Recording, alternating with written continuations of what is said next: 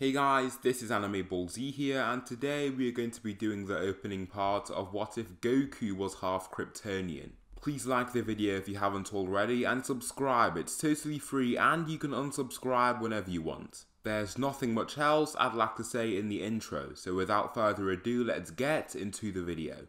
Slick talker since a jet. Winter time, all the time, ooh, yeah. Look at the way that I move, swag. Disrespectful and I'm rude, okay. I had cocaine in the school. First, I'll give some backstory on how I'll place the Kryptonians within the Dragon Ball universe. Within Universe 7, in a galaxy out of the area of jurisdiction of the Frieza Empire, lays a planet housing the special Kryptonian race. Unluckily, the species have settled on a planet larger and more massive than Earth that orbits a red star. This means for now, the power levels of these Kryptonians range from like 7 to 10, not far above normal human levels. However, under the power of a yellow star, these same Kryptonians possess power levels that are in the tens of thousands. A highly trained Kryptonian with long-term exposure to yellow star light can even push past the 100,000 power level boundary. As part of one of his special missions to a faraway section of the Frieza Empire, Bardock ends up venturing past the given boundaries of the Empire and stumbles upon the planet Krypton. He is taken aback by the planet's level of technology and ends up staying for a little while. Due to the type of mission, he is supposed to spend a lot of time off planet and ends up having a child with a Kryptonian woman there. She is of a very important family on the planet that also bears some of the most athletic Kryptonians on the planet.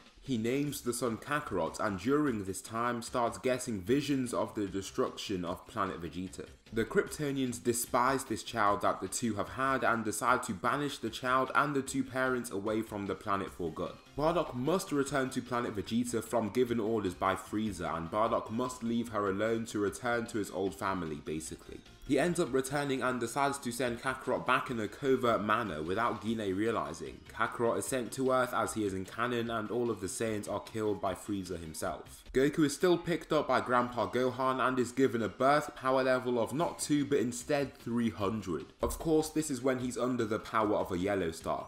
What Bardock observed was a power level of 10 back on planet Krypton due to the sun that the planet orbited. However, now his power level is skyrocketed due to his exposure to light from a golden star. Bardock also did notice his varying power level as he travelled with him back to planet Vegeta, but he didn't think much of it. The reason for why Goku's power level was varying as he was returning to planet Vegeta was because Bardock was passing several different stars. These stars were of different colours and were giving him different amounts of power. So what changes here is that Goku's temper is a lot calmer than it is in canon. This is before he even hits his head. He's going to have a mix of personality between his Saiyan heritage and Kryptonian heritage, so he isn't as much of a bother to contain as he was in canon. Also, this means that he never hits his head, so he doesn't undergo any drastic change in his personality. With his mixed DNA, his Saiyan power is heightened, just like the hybrid Saiyans of canon, and as he trains under Grandpa Gohan, he grows much stronger.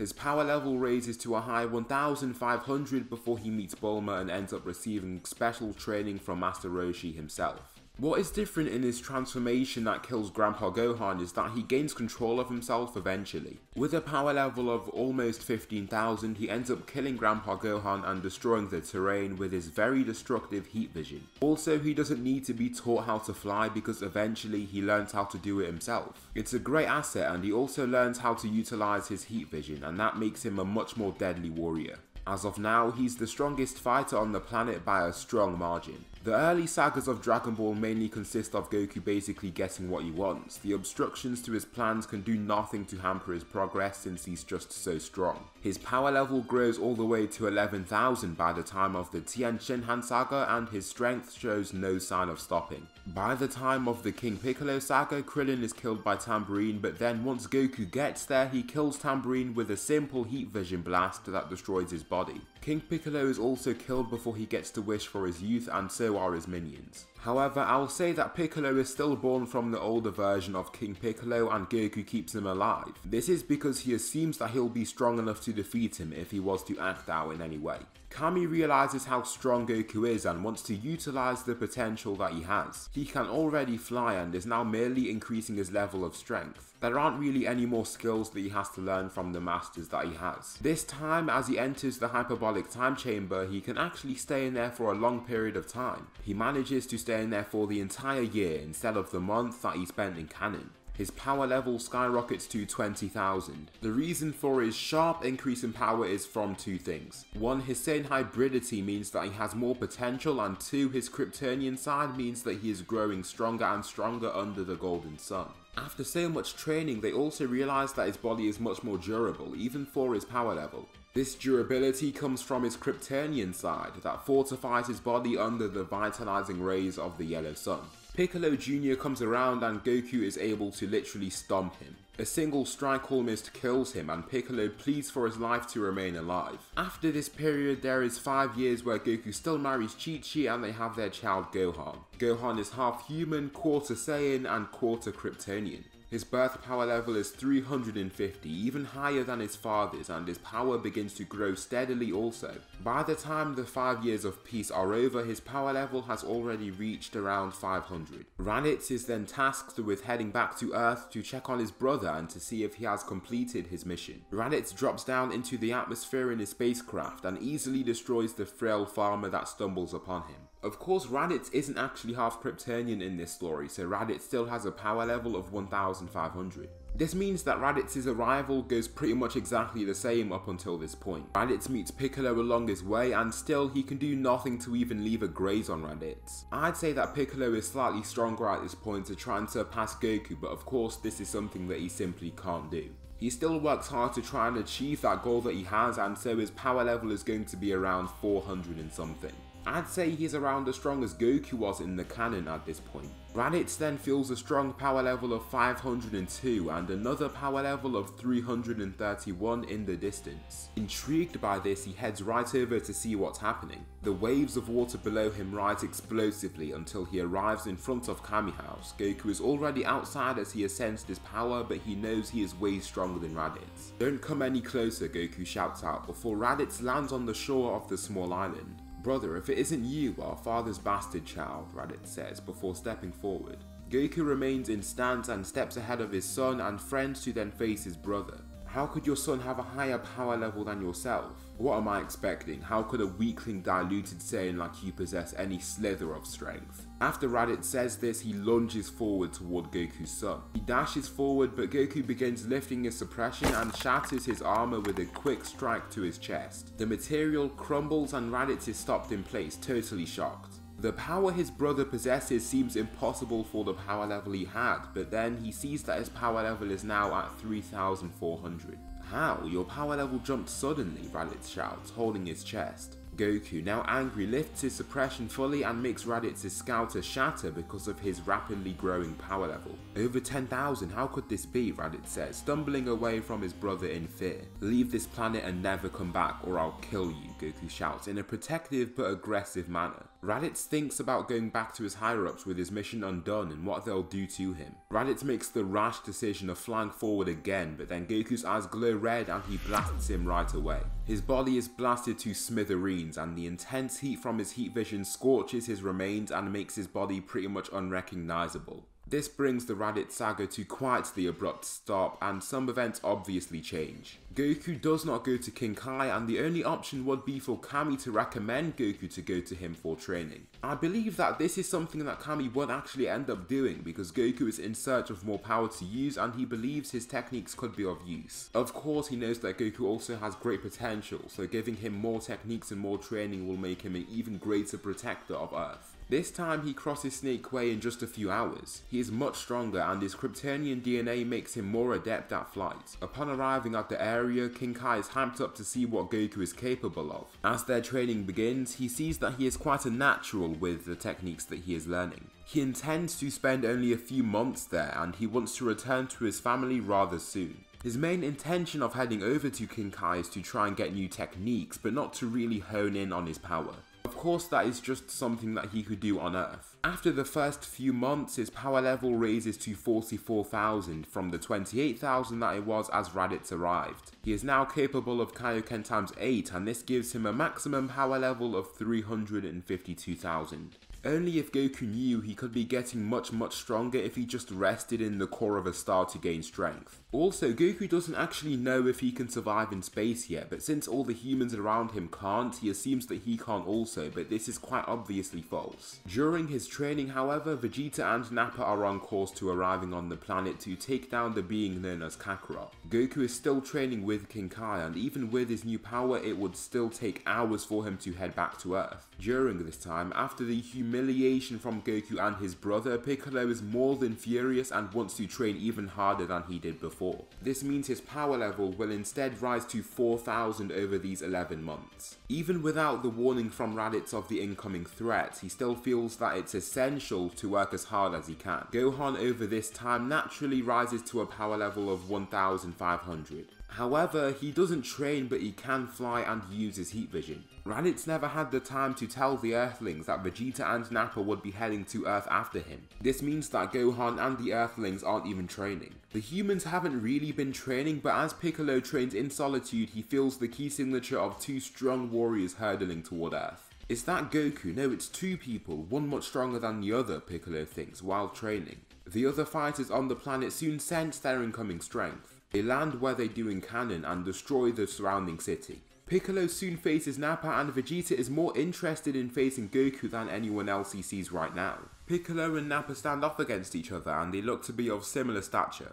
However, Nappa clearly has considerably more muscle mass. Nappa charges in with a punch, but Piccolo manages to parry his strike and in his next step retreats away several meters. Now with more than 20 meters between them, Piccolo takes his chance to begin charging his special beam cannon. Nappa has no clue what that attack is and continues watching him as the majestic streaks of vibrantly coloured energy crackle out from his two extended fingers. Special beam cannon, Piccolo roars, shooting out his beam toward Nappa. The beam is so fast that the other Z fighters can barely react to his shot, and the only people capable of clearly perceiving his movement are the two Saiyans. Vegeta believes that the beam is child's play, but Nappa is forced to leap out the way as fast as he possibly can. However, as he tries to move out the way, he is caught on his right arm. It pierces through his forearm and it causes him great pain. He shouts and bellows upon taking this hit, and this renders his right arm useless. "Unimekian pest, you will pay for what you've done here," Nappa shouts, while extending his other arm. As he does so, a ki blast is released that completely destroys the surrounding area and leaves a massive dent in the flooring around Piccolo. This attack leaves a large and agonizing bruise across Piccolo's arm, but he has the resolution to fight through it. After these months of training extremely hard, his mind has been sharpened even more than it was in canon, and he knows not to fully give in to his emotions. The two continue their battle and they seem equally matched. Piccolo can land attacks of his own and Nappa can do the same. However, Nappa seems to have a lot more experience when it comes to battling. I mean, Nappa has definitely wiped out planets and he simply has been alive for way longer than Piccolo has. Piccolo's only 5 years older than Gohan after all. The two warriors charge at each other and then punch each other in the face. Both of their punches land at the same time and cause them to slide back and away. Both fighters are in a pant and Piccolo seems to be more injured than Nappa is. A main difference between them two is that Nappa seems to be loving the fight a lot more than Piccolo. Nappa then begins charging his ki and his armor shatters in his power up. He begins using all the power that he can muster, then gapes open his mouth while facing Piccolo. The Namekian doesn't know what's to come, then a mouth beam suddenly shoots toward him. He has no time to react to its amazing speed and he is caught in the head of the blast right away.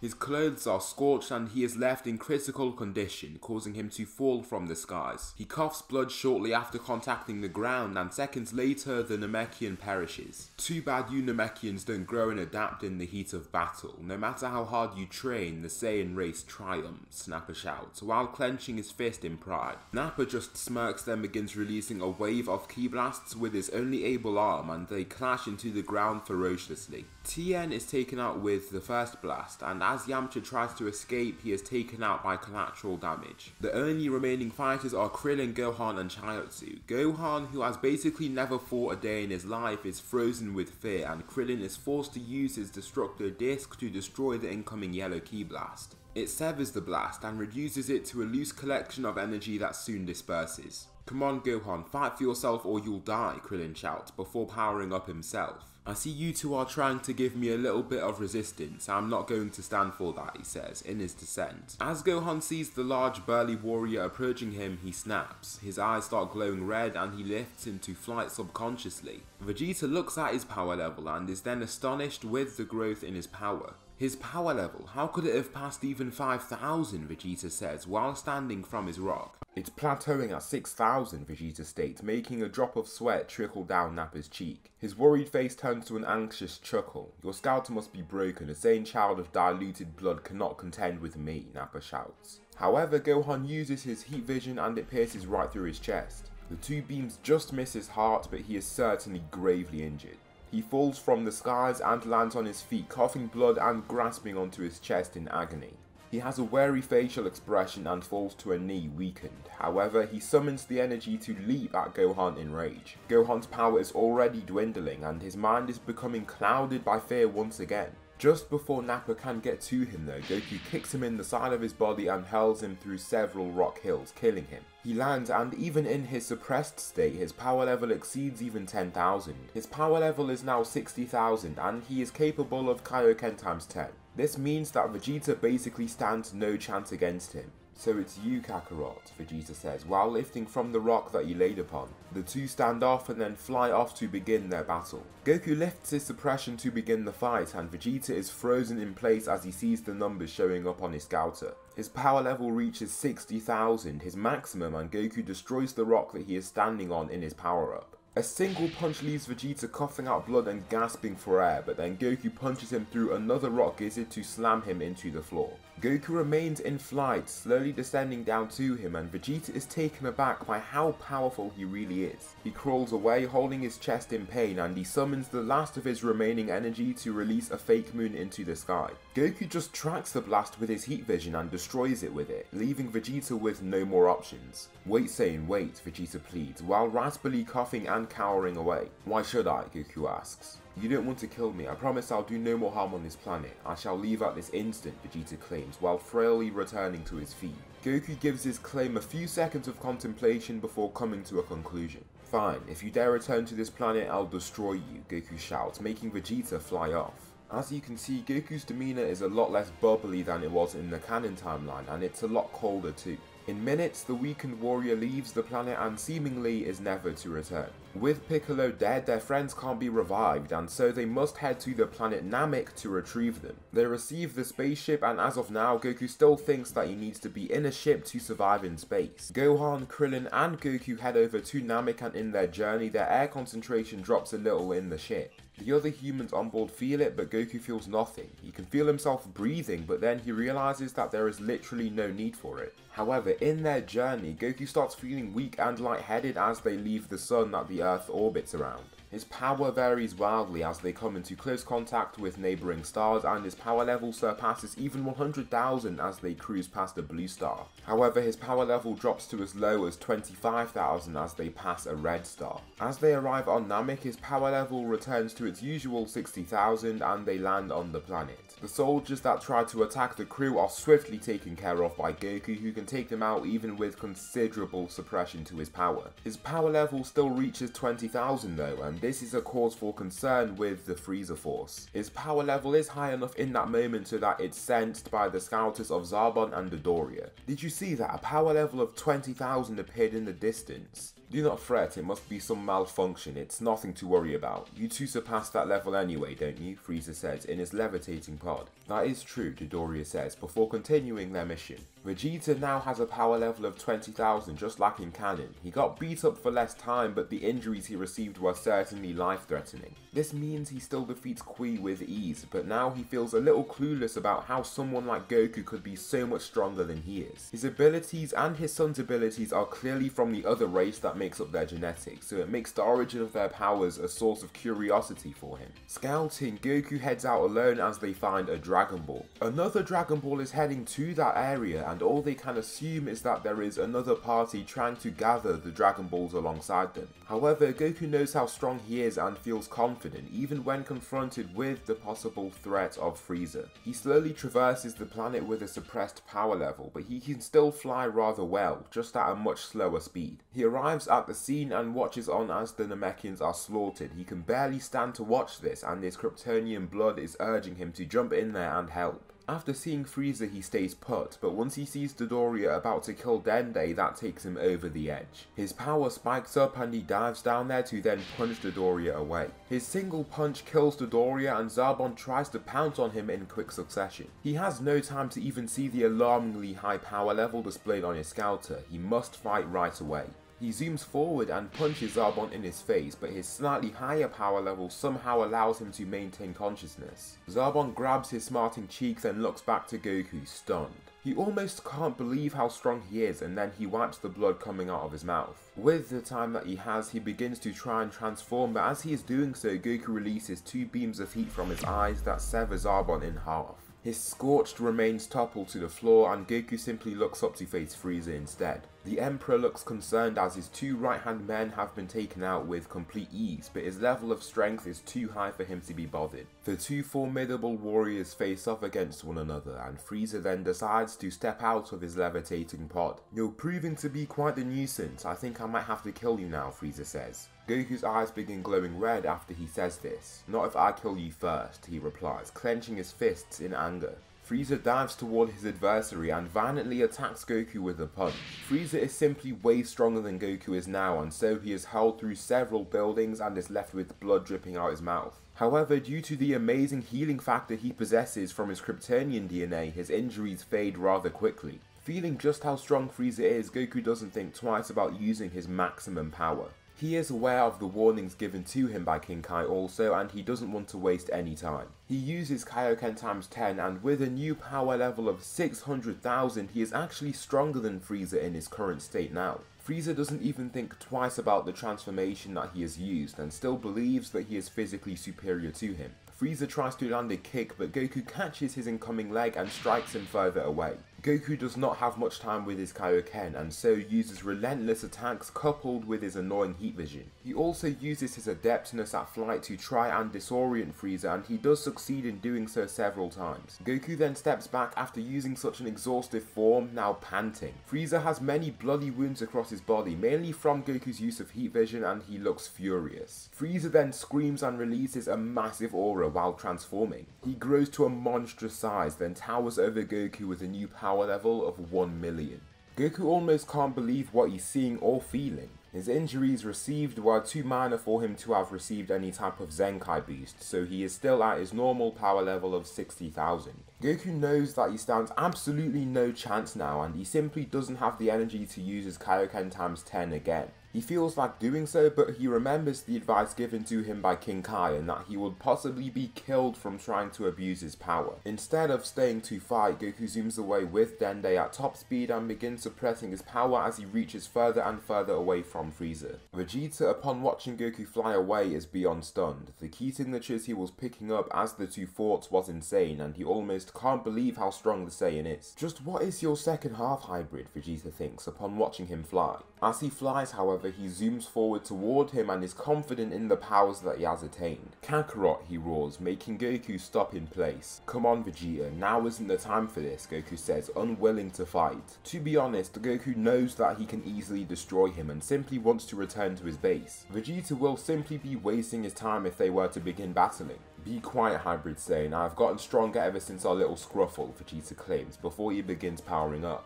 "Just hide in those rocks for me, I'll come and get you once I'm done," Goku says to the young Namekian, who nods while fearfully looking at the roaring Saiyan. He then flies away, and luckily Vegeta isn't concerned with his escape. "Prepare to die," Vegeta shouts before diving forward to attack Goku. He throws the most powerful punch he can, and Goku takes the attack with ease. Along with his far superior power level, his Kryptonian side has given him a much more durable body, and so this punch feels like nothing to him. He then grabs his extended arm and then uses his heat vision to scorch his other arm. Vegeta bellows in pain, then Goku lands a single knee to his stomach that stops him right in place. Vegeta coughs out blood from receiving these 2 hits, then Goku holds him up by his undershirt to stop him falling. "If you bother me again, I'll do much worse," Goku states, before kicking him down into the calm waters below them.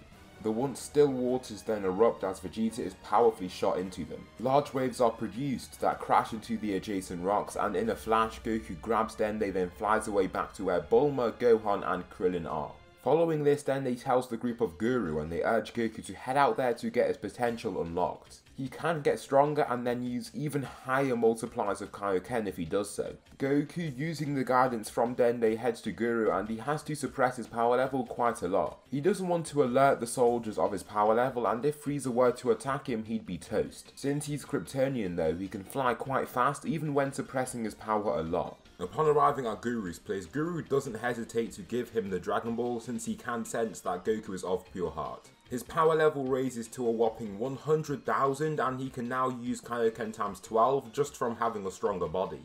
This means that his max power level is now 1.2 million, and this means that even if Frieza were to face him in his second form again, he could win. However, the Ginyu Force arrive earlier than they do in the canon timeline, and Goku senses their power as he is still at Guru's place. Also, Vegeta is in Frieza's ship and fully heals from his battle with Goku, and he becomes as strong as he was in canon also. He releases himself from the constraints of the healing pod and is frightened by the power levels that he senses hurtling toward the planet. Since the Ginyu Force arrive earlier, Vegeta doesn't even have the time to take Frieza's Dragon Balls and escape.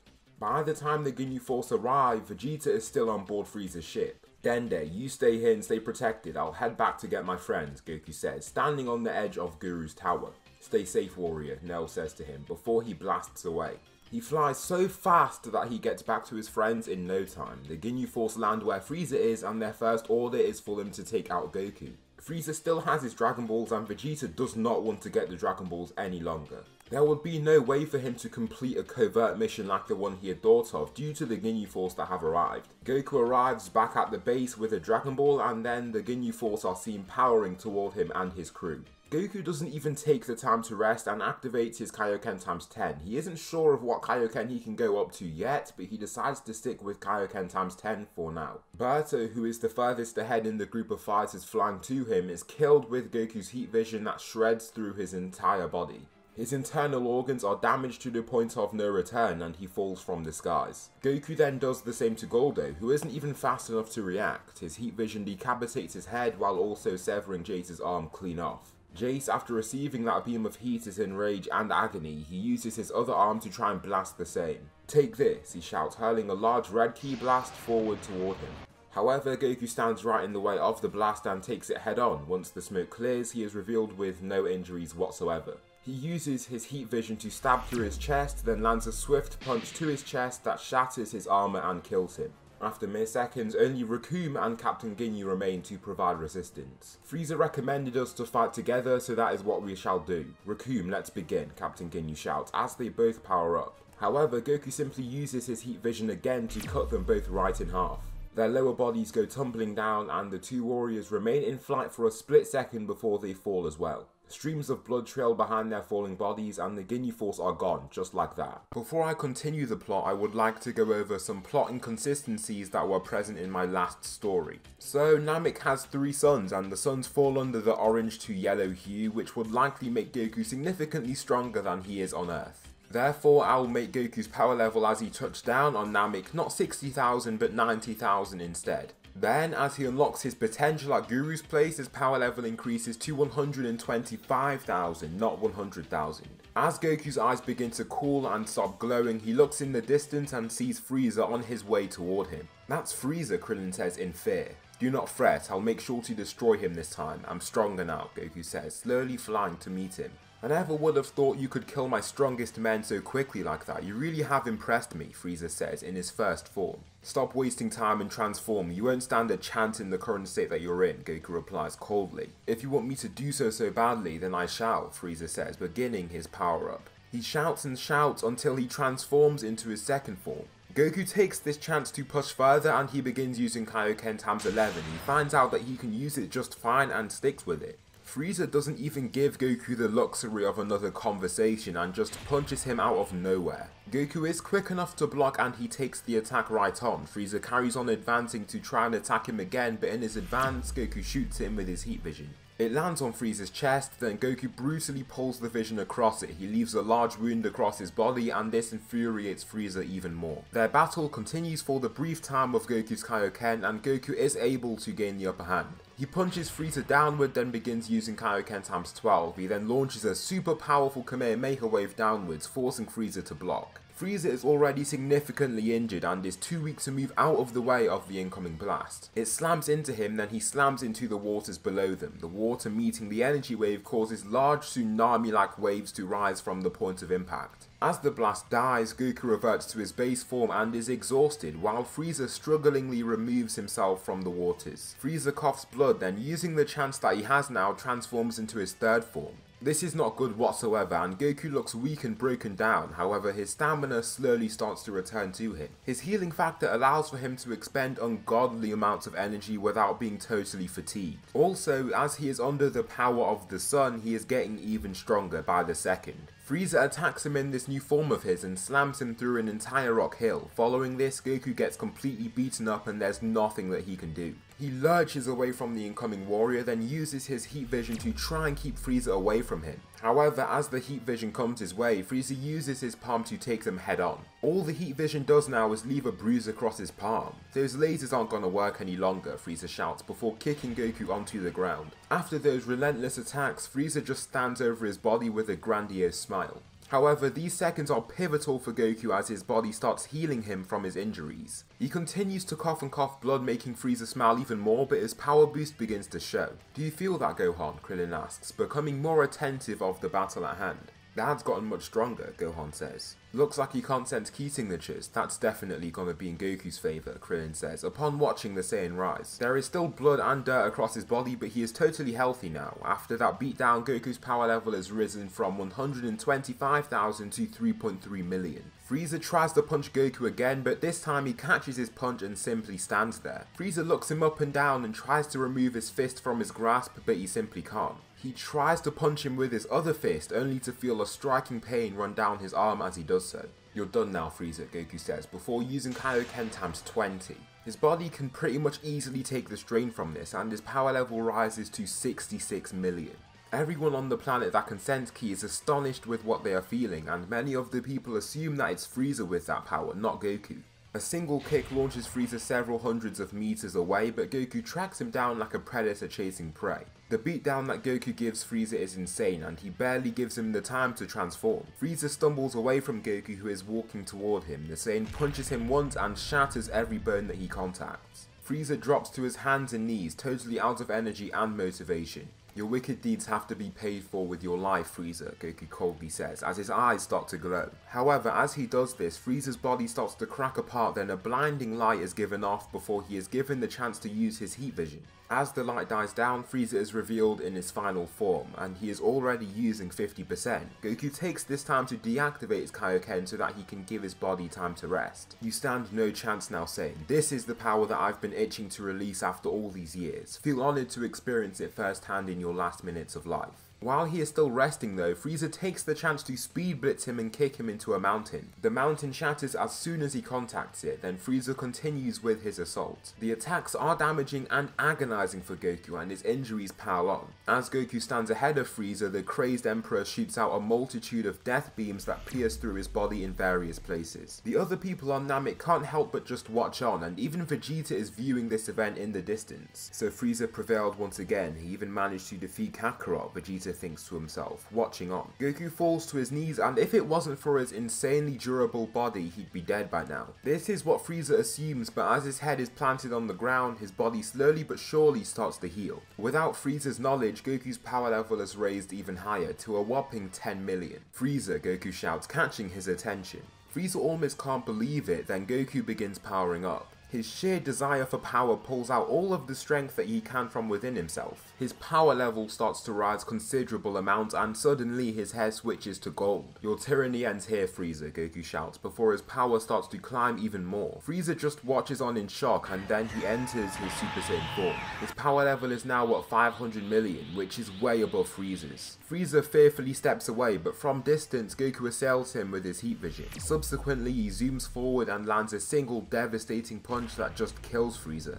His lifeless body slides across the ground and eventually comes to a permanent stop, leaving Goku just standing there. With absolutely no more threats to their goal, the group simply gather the Dragon Balls and they manage to wish for Piccolo back, bringing the Dragon Balls back. However, they don't need to bring him to Namek and so they have 2 extra wishes to use. Goku then takes his chance to get his second wish. "Tell me more about my powers and where they come from," he says, surprising the Earthlings and Dende. "Well, you are a hybrid between a Saiyan and a Kryptonian. Your Saiyan power grants you with various abilities that you are most likely aware of. However, your Kryptonian side grants you a wide variety of unique abilities. Firstly, due to your hybridity, you gain power from the sun and absorbing solar energy will make you considerably stronger." After getting the information from Porunga, Goku has an idea. Since Vegeta has nowhere to go, Goku allows him to come along with them. Nappa's dead, his whole team's dead, and the Frieza Empire has pretty much disbanded. Vegeta doesn't really talk to them though, as he is annoyed at the fact that Goku is far superior to him in terms of strength. In their return, Goku decides to exit the ship. He finds that he can fly and is totally fine with not breathing outside of the ship. He stops outside of a massive yellow star and then the heat he feels isn't harmful to him at all, it feels more like a soothing warmth. The other people soaring away from him almost can't believe it, then Goku starts to absorb the energy. He uses a rather basic ki absorption technique, but as he does so his skin starts to give off a slight golden tint. The star then starts slowly decreasing in size, but this isn't really noticeable since it's just so big.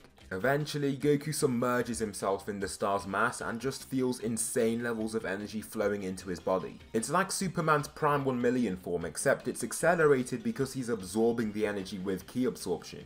After minutes inside the star, his power level skyrockets from 10 million to 25 million. However, once he reaches a power level of 40 million, he starts to feel as much energy leaving from his body as he absorbs. Therefore, he exits the star and now with a new golden tint races after the ship that has Krillin, Gohan, Bulma and Vegeta on it. His golden tint slowly fades and his power level stabilizes around 40 million. Just have in mind that Vegeta still has a power level of at the highest 50,000. Gohan's power level is still in the thousands and so is Krillin's. Goku using Super Saiyan has a power level of 2 billion, so he is leagues ahead of where he was prior. In this time too, the group make an accidental drop off at Yardra and they decide to train there for some time. Goku learns instant transmission and so does everyone else on the ship. During this time too, Vegeta's power level climbs to 80,000. They all head back after the full year and Gohan's power level reaches 30,000 just after being under direct sunlight and training. This annoys Vegeta since he is progressing way faster than he is, but this is to him even more of a reminder to keep on training. As the group arrive back on Earth though, Future Trunks has already managed to subdue the threats of King Cold and Frieza. Goku's power level is 40 million on Earth, and just for simplicity, Goku's power level will specifically refer to his power level when he is on the Earth's surface. When I want to talk about his power level in other places, I will specifically detail those places. Just like in canon, Trunks asks to have a quick spar with Goku, who enters Super Saiyan along with him. Trunks still tries to strike him, but Goku can sense that he has no intent to strike him and so doesn't move. However, Trunks goes in with the intent to strike him and then Goku still catches his sword with a single finger. This time though, he does so with his pinky finger. Goku then uses instant transmission to arrive behind Trunks, then he taps his neck with a finger that knocks him out of his Super Saiyan form completely. "Who are you and why can you use the same form that I can?" Goku asks as he struggles for air. "How are you so strong? I never thought you'd have been this powerful," Trunks says weakly, slowly raising. Trunks then tells Goku just who he is and that in 3 years super powerful androids will be on their way to attack Goku and his friends. Little do they know that Dr. Gero has acquired Goku's Kryptonian DNA and he knows just how to make his androids stronger with that. During these 3 years, Gohan takes part in training and Goku teaches him how to absorb the solar energy that is placed across his body. They even go to outer space, being somewhat close to Earth so that that he can focus on just the energy that is coming his way from the sun. Both warriors train in this way and fight one another, while Vegeta has gone off to train alone like in the canon timeline. Gohan's power level passes the million somewhat quickly, but I won't really be using power levels past this point anyway. The 3 years soon pass and the two strongest warriors on Earth are both Gohan and Goku. Just as an extra, Goku has learned to utilize his freeze breath technique and intends to use it on the androids to see if they'll still function. In the city of Sasebo, Goku finds the two androids and stands off against them. They both have golden tints to them, just like when Goku absorbs energy from the sun. Also, they are much more powerful than they were in the canon timeline. Kakarot, the man responsible for the destruction of my organization, but also for the power that I wield. I am very grateful for you, as you have facilitated my revenge, Dr. Gero shouts, before using heat vision of his own. Goku counters with his very own heat vision and the two beams collide. Dr. Gero's heat vision is much more powerful since Goku is still in his base form, but then Goku begins using his Super Saiyan form. As a result, Dr. Gero is forced to dodge the incoming beam at the last second, but then he signals for Android 19 to attack him instead. Wait, let's go to a place where there are no people around, Goku pleads, stopping Android 19 in his tracks. Dr. Gero just chuckles, then uses his own heat vision to destroy the surrounding area, lighting up the city in flames. No problem now, right? Dr. Gero says. Goku just grits his teeth after witnessing that loss of life, then pounces on Android 19 in rage. The two beings clash, and even though Android 19 is stronger than he was in canon, Goku is way stronger than he is. He slams the android into an ablaze building, then strolls up to it and uses his special freeze breath. The fire extinguishes rather quickly and he continues blowing and blowing until ice starts to show up on Android 19's body. The building soon freezes too, and Android 19 is greatly slowed by the ice and drop in temperature. Then Goku assails the android with strong concentrated beams of heat vision that shred right through his body. Android 19's golden tint fades, then he uses his heat vision to totally decapitate the android. He then turns his attention to Dr. Gero, whose facial expression has changed from that of confidence to concern. Dr. Gero steps away in fear, but then Goku releases a massive wave of ice in his freeze breath. Dr. Gero then counters this with his very own heat vision, lighting up the area in flames. As this happens, a large cloud of smoke is created as the two substances collide, and Dr. Gero takes this chance to run away as fast as he can. Goku rushes after him, and as Gohan sees this happening, he decides to run after them too. With both of his hands aimed forwards, he flies at insane speeds too, but he simply can't catch up to them. Goku dives into the surrounding area to try and find Dr. Gero's secret lab, and the other Z-Fighters soon arrive after him. Gohan is there only seconds after he arrived, and then they sense a large key signature heading in their direction. Vegeta, Goku asks, upon watching Vegeta in Super Saiyan charging for the lab door. Open up, Vegeta shouts, hurling his Big Bang attack at the wall. Both Goku and Gohan teleport away, then the lab is opened right up. As the smoke dies down, 17 and 18 are revealed, standing with Dr. Gero dead behind them. So these are the androids that boy was talking about. They don't look strong at all, Vegeta says, in Super Saiyan. Vegeta then flies in all by himself and tries to take on Android 17. He punches him, but Android 17 tanks his punch with ease. Vegeta then rattles off with several punches, only to be hit with two straight insanely powerful strikes. The second punch cracks his armor while also launching him through several trees. We're not here for you, Vegeta, Android 17 says. We're here for Goku, the two androids say simultaneously. They have a weird green substance on their hands and green veins are laced across their skin. Android 16 is there also and has similar features. This substance is kryptonite, and as Goku headed over from Krypton, he actually brought along very small amounts of kryptonite in his pod. Dr. Gero then harvested this, then synthesized further amounts, but even after so many years he only has a very small amount of it. Goku uses his X-ray vision and notices that Android 16 has no skeleton like the other two androids have. So he smartly surmises that Android 16 is fully cybernetic, while the other two are not.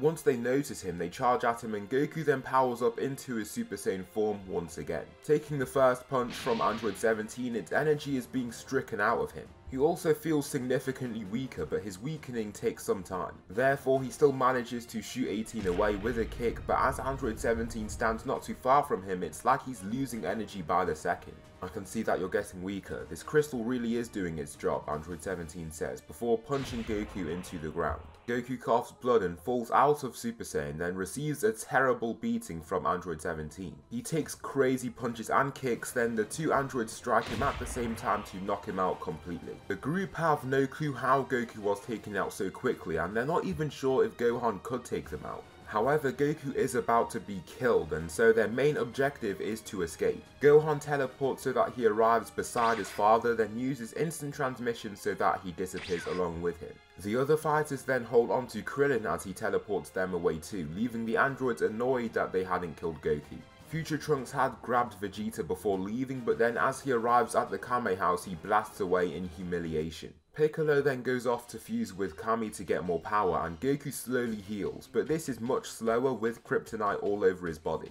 Therefore, he uses instant transmission to arrive in the center of the sun, and this sun dip returns him to full health in seconds while making him much stronger. Imperfect Cell arrives, and this time he looks a little different to how he did in the canon timeline, and Dr. Jerome made him in a slightly different way too. The green areas of his body look slightly greyer, and his aura when he powers up is a dark grey. Also, he has small whitish spikes protruding from his skin in various places. Instead of just being the ultimate life form, Cell is pretty much the perfect counter to the hybrid Kryptonian that is Goku. He gets stronger as he battles, and his abilities will only become more apparent once he absorbs the even stronger androids. Piccolo meets Imperfect Cell as he is absorbing humans, and this time Imperfect Cell is actually the superior fighter. Piccolo leaps up to try and kick Cell, but he evades his attack, then lands a straight punch to hurl him through an entire building. In a flash, he's already a step away from Piccolo, then he lands a multitude of attacks that Piccolo can't even manage. Piccolo does end up landing a few attacks of his own, but he still can't do much against Cell, who just keeps on healing and growing stronger. The group then feel Piccolo's key signature depleting, and so Goku uses instant transmission to arrive at the scene. He is back at full power, then enters Super Saiyan right away. "Goku, I never thought I'd see you here," Cell says before his eyes start to glow red. Goku reacts and launches his heat vision, then Cell does the same. As Cell has some of Goku's Kryptonian DNA, he can use his heat vision. However, he can't use any form of X-ray vision or freeze breath just yet. The two fighters end their beams at a stalemate, then Goku releases a large wave of cold air with his freeze breath. Ice crystals show up across Cell's arms, which are being held up to try and block the incoming freeze. Once Cell is in this state, Goku holds a ki blast at him to try and crack apart his frozen body. Just as he intended, Cell's arms are fully removed and some of his torso is cracked off too. However, in seconds his body starts to heal once again, and he is returned to his ordinary state rather quickly. Cell then pounces and tries to attack Goku with punches. Goku evades every single one of his incoming strikes flawlessly, then once he lands a strike, Goku doesn't move a single inch. He takes the attack with ease, then stares down the life form before grabbing his arm. Using his other arm, he stabs through his entire body, shredding through his vital organs. Cell coughs out blood and is clearly weakened by this gruesome attack, then out of nowhere he uses Krillin's special solar flare to escape.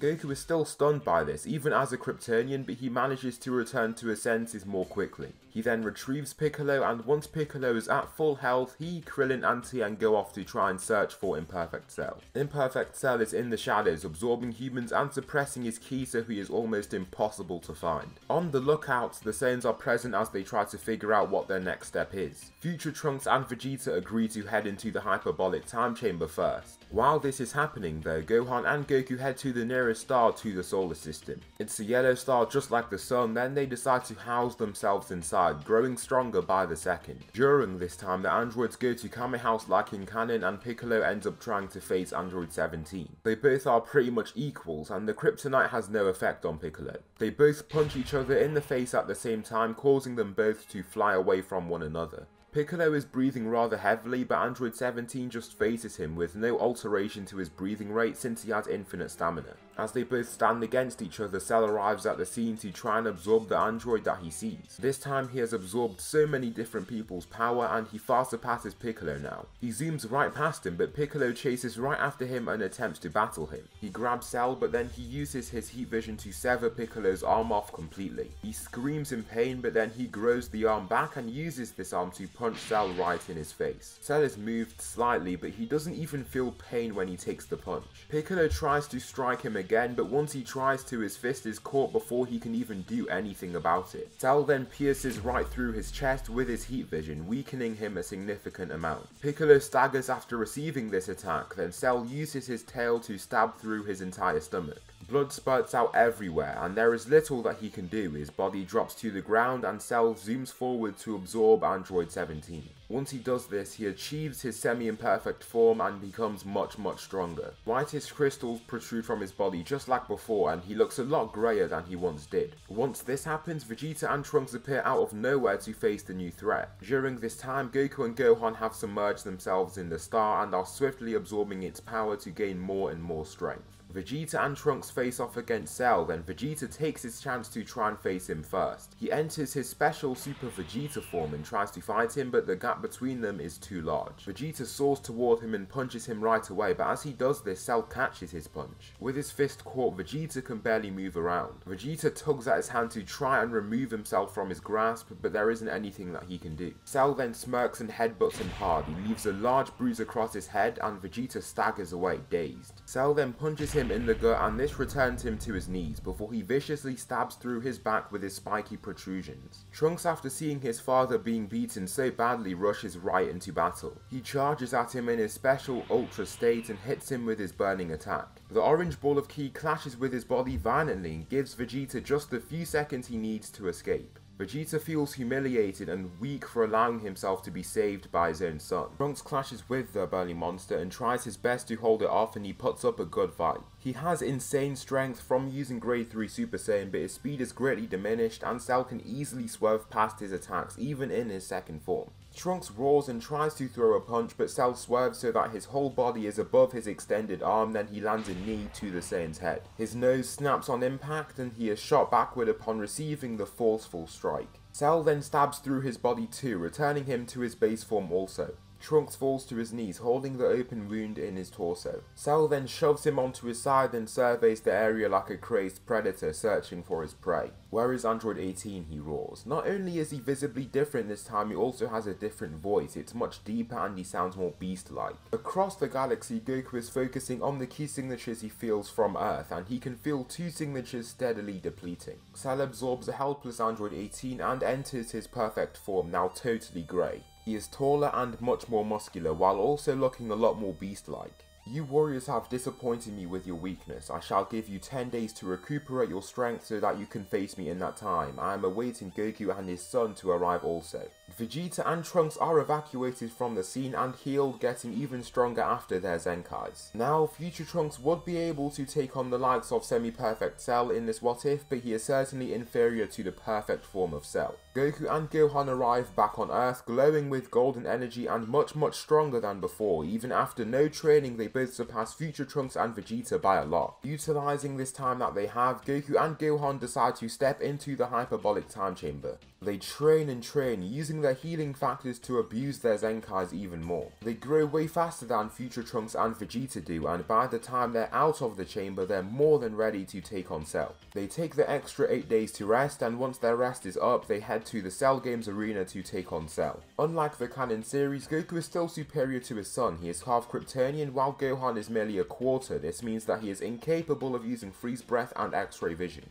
The powers that he gets from his Kryptonian side are also just weaker than they are in his father. "Today is your doomsday, Goku," Cell says, making his fighting stance. "Oh, I don't think so," Goku says, making his own stance too. Goku then enters his Super Saiyan form and charges at Cell. Cell charges in two and the fight begins. They exchange blows for a time and seem to be bang on equals. Goku beats Cell slightly when it comes to speed, and Cell has the edge in terms of raw power. Cell tries to land a straight punch, but then Goku teleports to his side to kick him into the sky. Cell reaches more than 40 meters up, but he then brings himself to a stop and brings back both of his hands to then release a massive double hand energy wave. Luckily, the blast only destroys the arena and the surrounding area, but Goku was quick enough to evade it anyway. "Telegraphing your attacks won't get you anywhere, Cell," Goku says with his arms crossed. Cell just snarls, then uses his heat visions from afar, but Goku teleports past the incoming beams to arrive pretty much in his face. Then he assails him with a large wide wave of his freeze breath. Cell takes it on pretty well, and it takes a decent amount of time before ice crystals start to show up on his body. It grows across his body much slower too. Then once there is a clear sheet of ice across him, Goku takes the chance to land a full power punch to the center of his chest. His body cracks apart since it has solidified so much, leaving him in agonizing pain. However, once his wound heals, Cell smirks. They continue their battle, and this time Goku is somehow struggling to compete. His speed isn't even superior to Cell's anymore, and it's like he's just the inferior fighter. Cell aims down with a punch and Goku leaps up to evade the attack. Cell then ends up destroying the ground beneath him, creating a small crater in the process. As Goku tries to fly off though, Cell grabs him right away and slams him into the crater that he just created. He then hurls Goku back into that ground and swings him around repeatedly. Blood soon fills the crevices of the crater and Goku weakly lays inside of it, coughing blood. He reverts to his base form, then Cell stamps him in his stomach with his spiky appendages. As this happens, the group look on in worry until Gohan gets the courage to step up to the plate. He dives forward in Super Saiyan and slams into Cell as hard as he possibly can, moving him back a little. During this time, under the vitalizing rays of the sun, Goku is speedily healing. Cell gives Gohan a brutal backhand that launches him more than 80 meters away, while also knocking him out. Once Cell turns back to look at Goku, he is fully stood up and giving him a glare. "Just cause you've come back up, don't think you're any more powerful, I'll just beat you down all the same," Cell shouts, cracking his knuckles. Once this happens though, Goku roars and enters his Super Saiyan form, but then reaches further. As he does so, his body envelops in a glowing cloak of ki and his eyes switch from blue to golden, just like the rest of his body.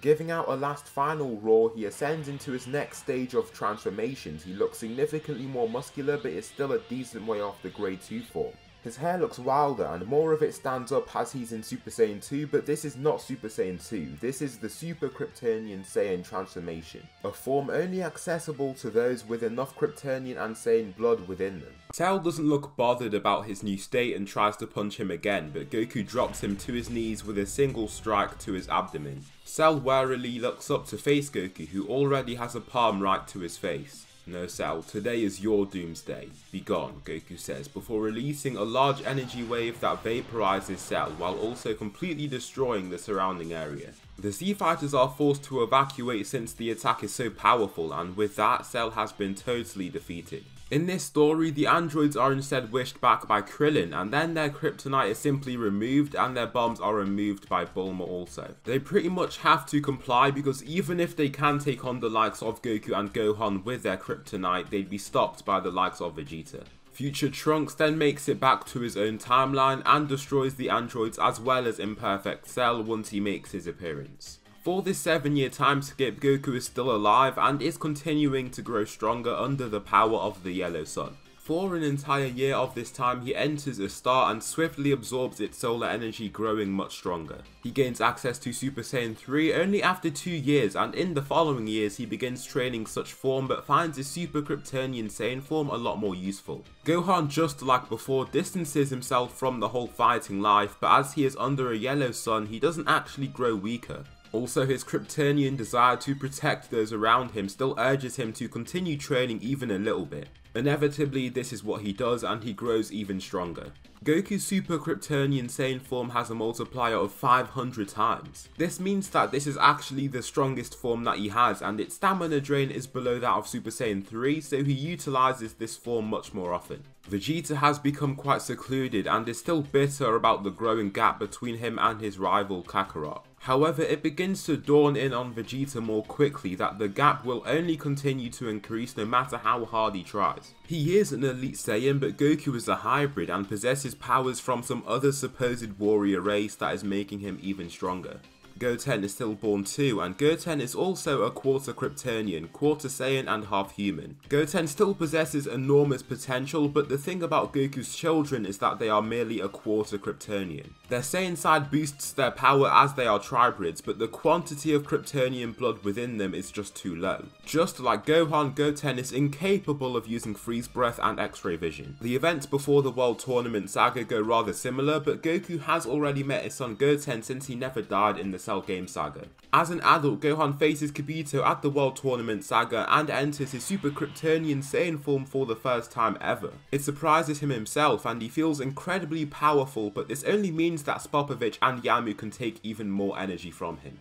This is what they do, but unlike before, Gohan's healing factor means that he returns to full strength rather quickly. Goku sees the two fighters leaving and doesn't look the slightest bit scared. He is almost certain that he is far superior to the two fighters, but he isn't arrogant to totally underestimate them. While Gohan is shaking off his healing body, Goku races after them and can easily keep up with them in his base form alone. After housing himself in the center of a star for so long, he has become significantly more powerful. The other fighters, including Shin, are surprised about how fast he can fly and how he can do so effortlessly. Partly, this is since he is a Kryptonian and flying is basically in his DNA. Showing up at the scene, Dabura shows himself. Unlike before, Goku easily kicks Dabura away before he can even cause any harm. Dabura uses all of his energy to fly back into the ship, but Goku hits him with his heat vision just before he can escape. Entering the ship, Vegeta takes out Pui Pui just like before, then Goku takes on Yamu, disappointed with how weak the being is. Next, Gohan is up to face Dabura, who is still injured from the heat vision blast that Goku had just used on him. However, he is strong enough to fight still, and Goku was not using his full power against him anyway. The two fighters stare each other down and Gohan faces him.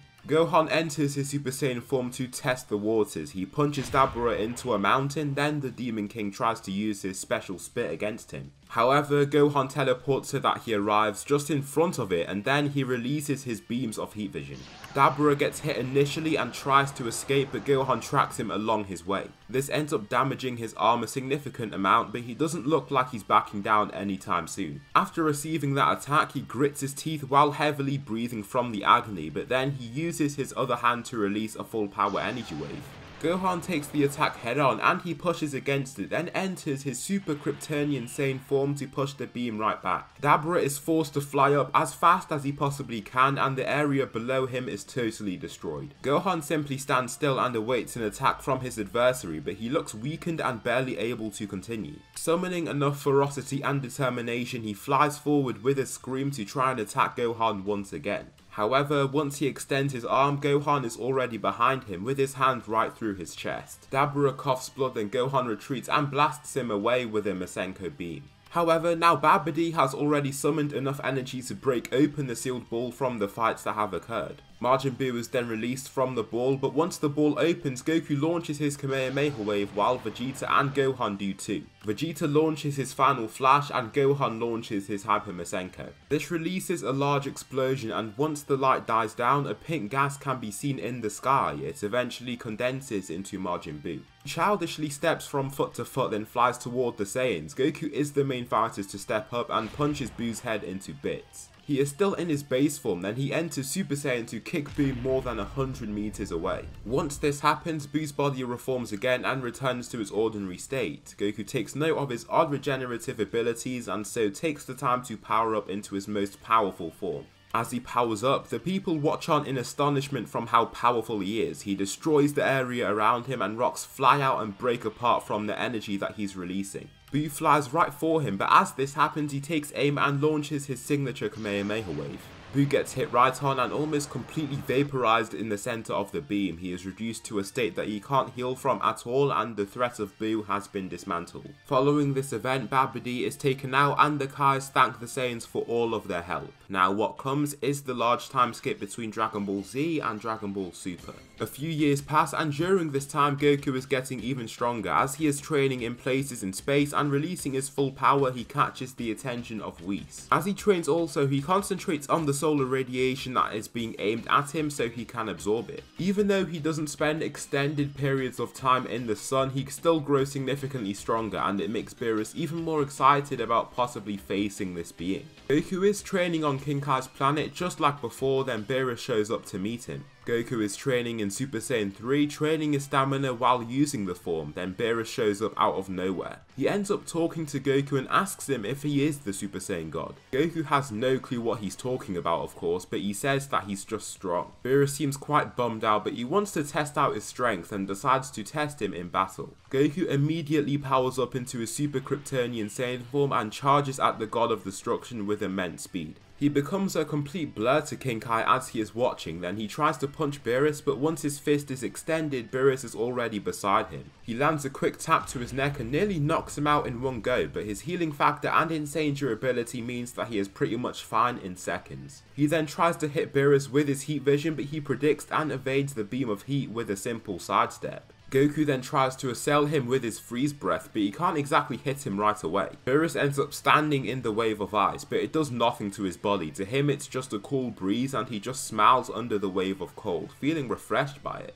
After the cold air spreads and then his smile fades. You must be a hybrid. I didn't remember the Saiyans possessing powers like these, and I don't recall any race with such an ability. Whis, what's happening here? Beerus asks, concerned. Even though he is poor at his job, he is aware of the stronger races in his universe. In his millions of years of reign as the god of destruction, he hasn't seen someone with quite the abilities that he has showcased. Goku here is a hybrid between a Saiyan and a Kryptonian. The Kryptonians have no abilities under the rays of a red sun, but when under the light of a yellow or blue sun they gain significant amounts of strength. So the events that follow are rather similar, except that Beerus doesn't ever fight Gotenks since Metamorian fusion isn't a known technique by any of the main characters in this What If. They end up summoning Shenron and he tells them of the Super Saiyan God. Goku is the center of the ritual and then he becomes the Super Saiyan God. This time he is leagues above where he was at before in terms of strength. He regally raises to then meet Beerus in flight, who smiles upon watching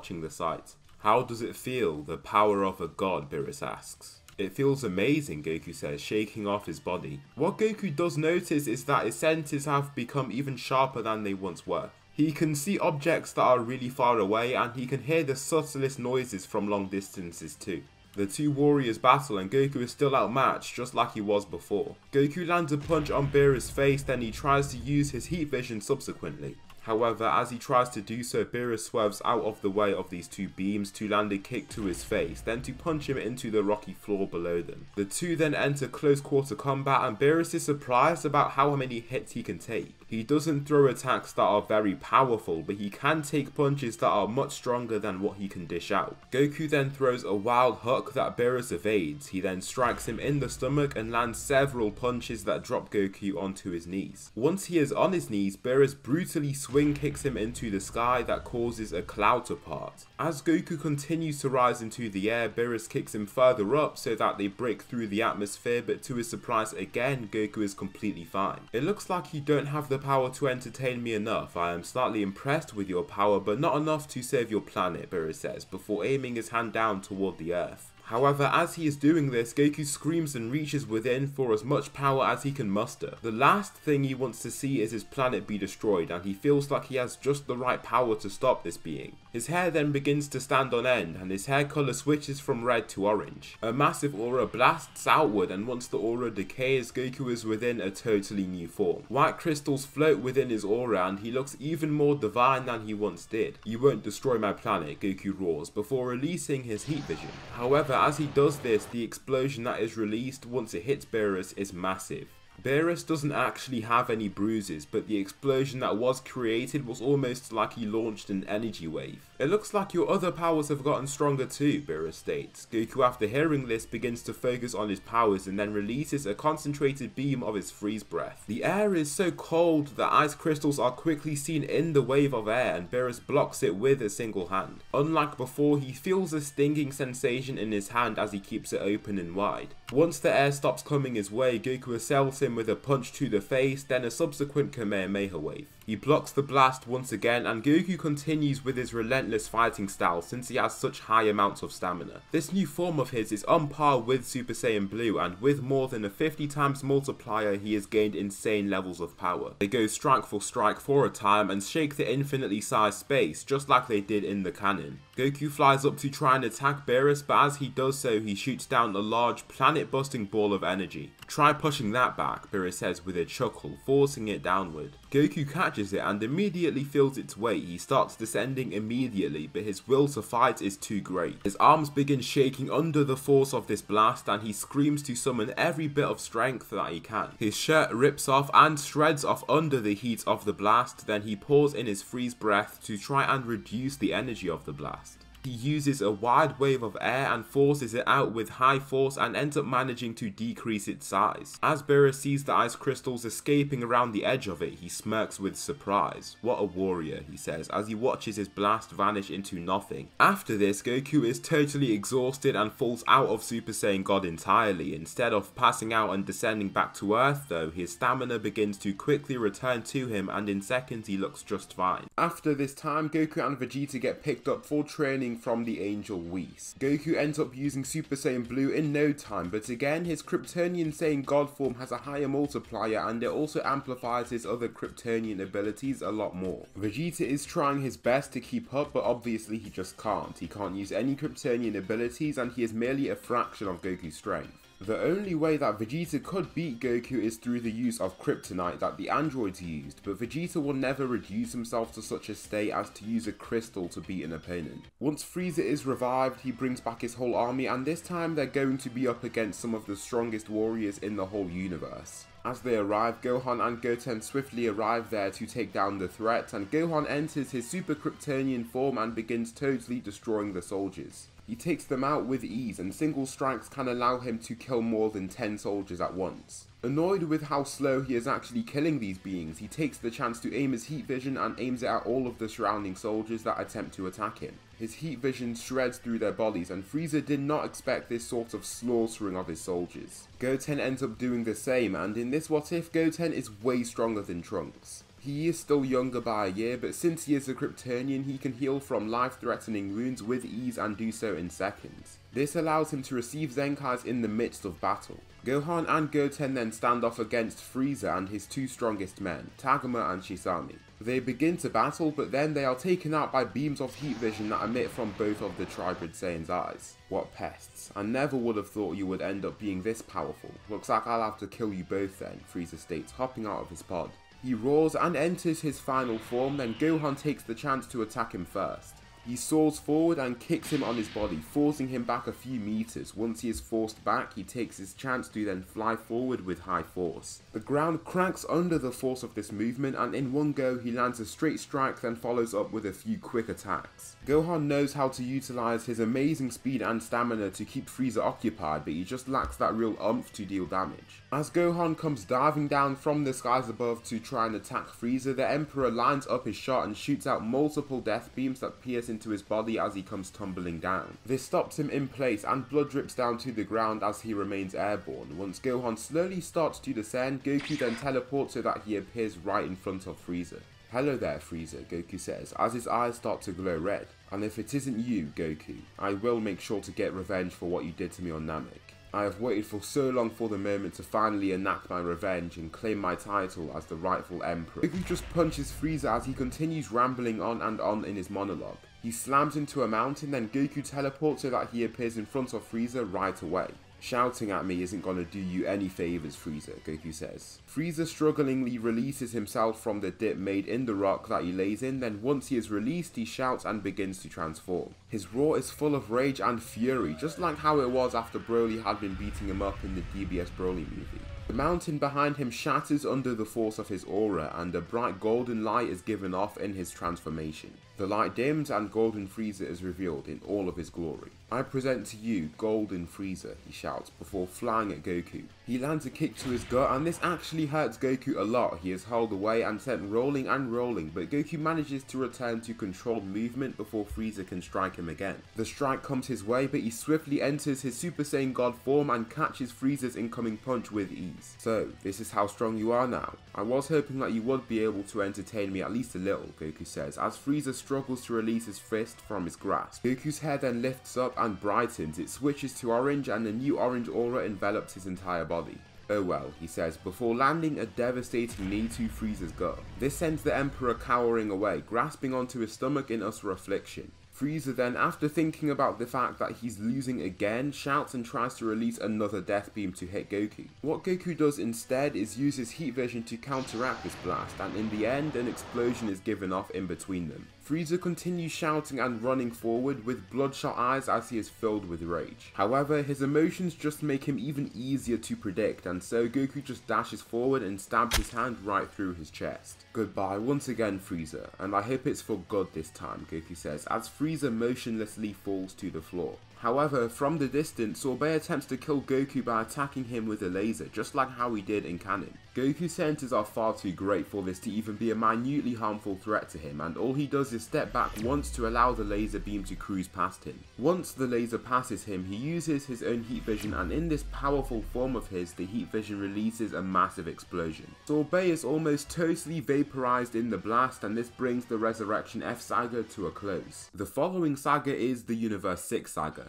This time, the 3 years in the hyperbolic time chamber for the two Saiyans is particularly eventful. However, more of the progress is made with Vegeta as he is forced to face an opponent levels above himself in terms of strength. Each time he gets beaten down, he comes back stronger and willing to face Goku once again. The gap between them is just too large, and even after 3 years of training, Vegeta is not near Goku's strength. However, he has grown stronger by multiple tens of times due to experiencing rather abnormal Zenkais from repeatedly battling a seemingly insurmountable threat. Under this training in the hyperbolic time chamber, Goku has noticed the power of a special form. Now, he is aware of a step above that of even Super Saiyan Blue and is pushing to unlock such a state. He hasn't been close enough to unlocking it, but he wants to continue to push to try and harness the power. He also wonders how much quicker it would be to unlock the form by just housing himself in a star like he did years before. The Tournament of Destroyers begins, and Goku actually manages to defeat Bozimo through the use of his freeze breath and hurling him out the ring. The next match is between Goku and Frost. The two begin fighting in their base forms, and Goku has by far the advantage. He can match his strength while putting in very little effort, and Frost decides to transform to increase his level of strength. He enters his third form right away and races right toward Goku once again, only to realise that he still isn't doing any damage to the hybrid. Goku's fortified durable body can take every one of his attacks with ease, and Goku's heightened senses means that he can perceive his attacks much more easily. During this time, Goku hasn't even thrown a single attack and is just blocking or parrying the attacks that come his way. Frost then steps away and enters his final form before rushing forward and aiming to throw a full power punch. Goku slips past his incoming punch and enters Super Saiyan 3 while doing so. With a much stronger body and after strenuous training with the form, he has basically mastered it. He lands a kick to Frost's chest that drops him onto the ground. He loses consciousness, and after that powerful strike, Goku wins the match. Frost wasn't even given the chance to utilize his poison, and the next opponent for Goku is Ultimagetta. He easily makes quick work of him, and the next opponent is Cabba. "Allow me to face this Saiyan," Vegeta orders, standing up himself. "Do as you wish, Vegeta," Goku says before leaving the ring floor. Now Vegeta and Cabba face each other, and Vegeta prepares himself for battle. Vegeta has a much calmer mind after putting himself through even more grueling training than he has done in the canon timeline. His glare is strong and focused, then the battle begins. Vegeta teleports so that he arrives behind Cabba and kicks him ferociously. Instead of both fighters being equal at this point, Vegeta is multiple times stronger than Cabba. Cabba is hurled across the arena and sent rolling, which pulls up dust and refined particles. "Transform, there's no use in us fighting in this state," Vegeta says, powering up into his Super Saiyan form. "I don't know what that transformation is, sir," Cabba replies. Vegeta then teleports to arrive in front of him, making Cabba fall back in fear. The fight continues, and Vegeta still pushes for Cabba to unlock the power of the Super Saiyan. Just as he predicted, he is capable of using the form and is proud after seeing his power increase so greatly. However, Vegeta still needs to claim the win for himself, and he punches Cabba right out of the ring before smiling with approbation for the boy. The following fight is going to be a tough one for the Prince of Saiyans, and that fight is against none other than Hit. "So you're the strongest of the other universe. It is an honor to face you," Vegeta says, making his stance. Hit doesn't reply to what he says and just makes his own stance also. Vegeta shouts in place and knows that he won't do a thing in his base form. He enters his Super Saiyan Blue form from the jump, but this isn't actually Vegeta's strongest form. In a very heated battle against Goku, he gained access to Super Saiyan Blue evolution and even had more than a year in the hyperbolic time chamber to train with it, so Vegeta is not going full power here. He zooms toward Hit and tries to land a swinging kick, only to see his adversary almost disappear from sight. As his leg continues to whip around, he is hit in his stomach and hurled across the ring by some mysterious force that felt like a punch. His throbbing abdomen bothers him slightly, but he isn't willing to let it get to him. After receiving deadly strikes from the likes of Kakarot, he has learnt to mentally handle such events rather well. He sees Hit running his way, but he is quick enough to block the attack that he thinks is coming. However, he gets kicked in his back and becomes quite confused. It's like he's making himself insanely fast at the last second, or possibly even stopping time. What is it with people having weird tricks? Just like Kakarot, Vegeta whispers to himself before entering his Super Saiyan Blue evolution form. Hit comes rushing his way, but as he sees him coming, he can notice that he hasn't actually stopped time. He can predict the attack that advances toward him, then he rolls forward to dodge the punch powering toward his face. Hit then tries to kick him, but he grabs his leg and lifts him up, then slams him into the ring floor. Once this happens, Vegeta leaps up and does an acrobatic flip before shooting down his very own Big Bang attack. The arena grows bright and the light makes many of the spectators shut their eyes or look away. Vegeta attentively looks down to see the aftermath of his attack, and he eventually sees Hit standing against him. How did he manage to take that hit, Vegeta thinks, before descending to land on the ring floor once again.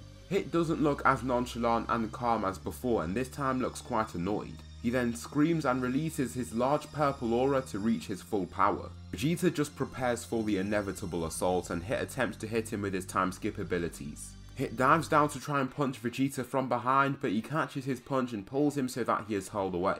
That trick won't work on me any longer. You might become extremely fast for a split second, but I can still see through those hits of yours, Vegeta shouts before teleporting to arrive by his side. He lands a kick to his stomach that drops him to a knee while making him pant and gasp for air. Hit just about manages to raise up to his feet, and Champa's eyes are glued to the battle at hand as he is desperate not to lose. However, Hit doesn't look as strong-willed as before. Final flash, Vegeta roars, releasing his most powerful attack yet. Crackling yellow energy blasts out from his palms and shoots toward Hit, who catches the blast head on. His eyes widen in shock as he can barely even hold back the energy wave. You won't hold on for very long, Hit, Vegeta shouts, pouring more power into his energy wave. Hit approaches the very edge of the ring, and the only thing that he can think of in this moment is to use his time skip to possibly evade it. While pushing and almost losing grip, he uses his time skip at the last second to leap out of the way of the energy wave so that it clashes with the ring barrier behind him and not him. He leapt in such an uncontrolled way so that instead of just rolling and returning to his feet, he crashes into the ground and slides away. I missed? No one has ever jumped out of the way of my final flash except for Kakarot. Did he use his weird ability to miss my attack? Vegeta wonders, now seeing Hit beside him. Vegeta is still physically superior to Hit and doesn't see this event as a bother. Hit doesn't look like he has much stamina either, so Vegeta takes this chance to just speed blitz him. Just as he assumed, Hit doesn't react to his movement in time, and he takes this chance that he is given to punch Hit right out of the ring. He is hurled away and eliminated, while also being knocked out by this punch. The following saga now is of course the Future Trunks saga. All the Kryptonian hybrids, being Goku, Gohan and Goten from the future timeline, were killed at the hands of the Kryptonite infused androids. However, Goku Black now has the power of a Kryptonian and possesses enormous amounts of power. After training with his father more actively in the present and facing a stronger foe that is Goku Black on numerous occasions, he is somewhat stronger than his canon counterpart. He is capable of Super Saiyan 2 just like in the canon, and he can handle the form much better. After the events that happen in the future timeline, Future Trunks heads back to the present timeline. Goku and Vegeta are training under Whis just like before, and Goku is incredibly close to Ultra Instinct. He has a much stronger body, but it will still take more divine training before he'll be able to utilize the form. Goku and Vegeta head over to the future timeline, and Vegeta is persistent on facing this Goku Black being himself. Kakarot, you won't be needed here. I'll eliminate this being before you even get a shot, Vegeta says, flying up to attack him. He punches Goku Black and sees that his body doesn't move in the slightest. So you're just like Kakarot then. You have every one of his Kryptonian tricks. It'll be just like in the time chamber, Vegeta thinks to himself, before powering up into his Super Saiyan Blue evolution form. He knows how strong Goku is, and if he doesn't use his full power from the jump, he's toast. He charges forward and this time lands clean punches that hurl Goku Black more than a few hundred meters away. Once Goku Black slows to a stop, Vegeta teleports so that he arrives behind him and uses a close-up Big Bang attack.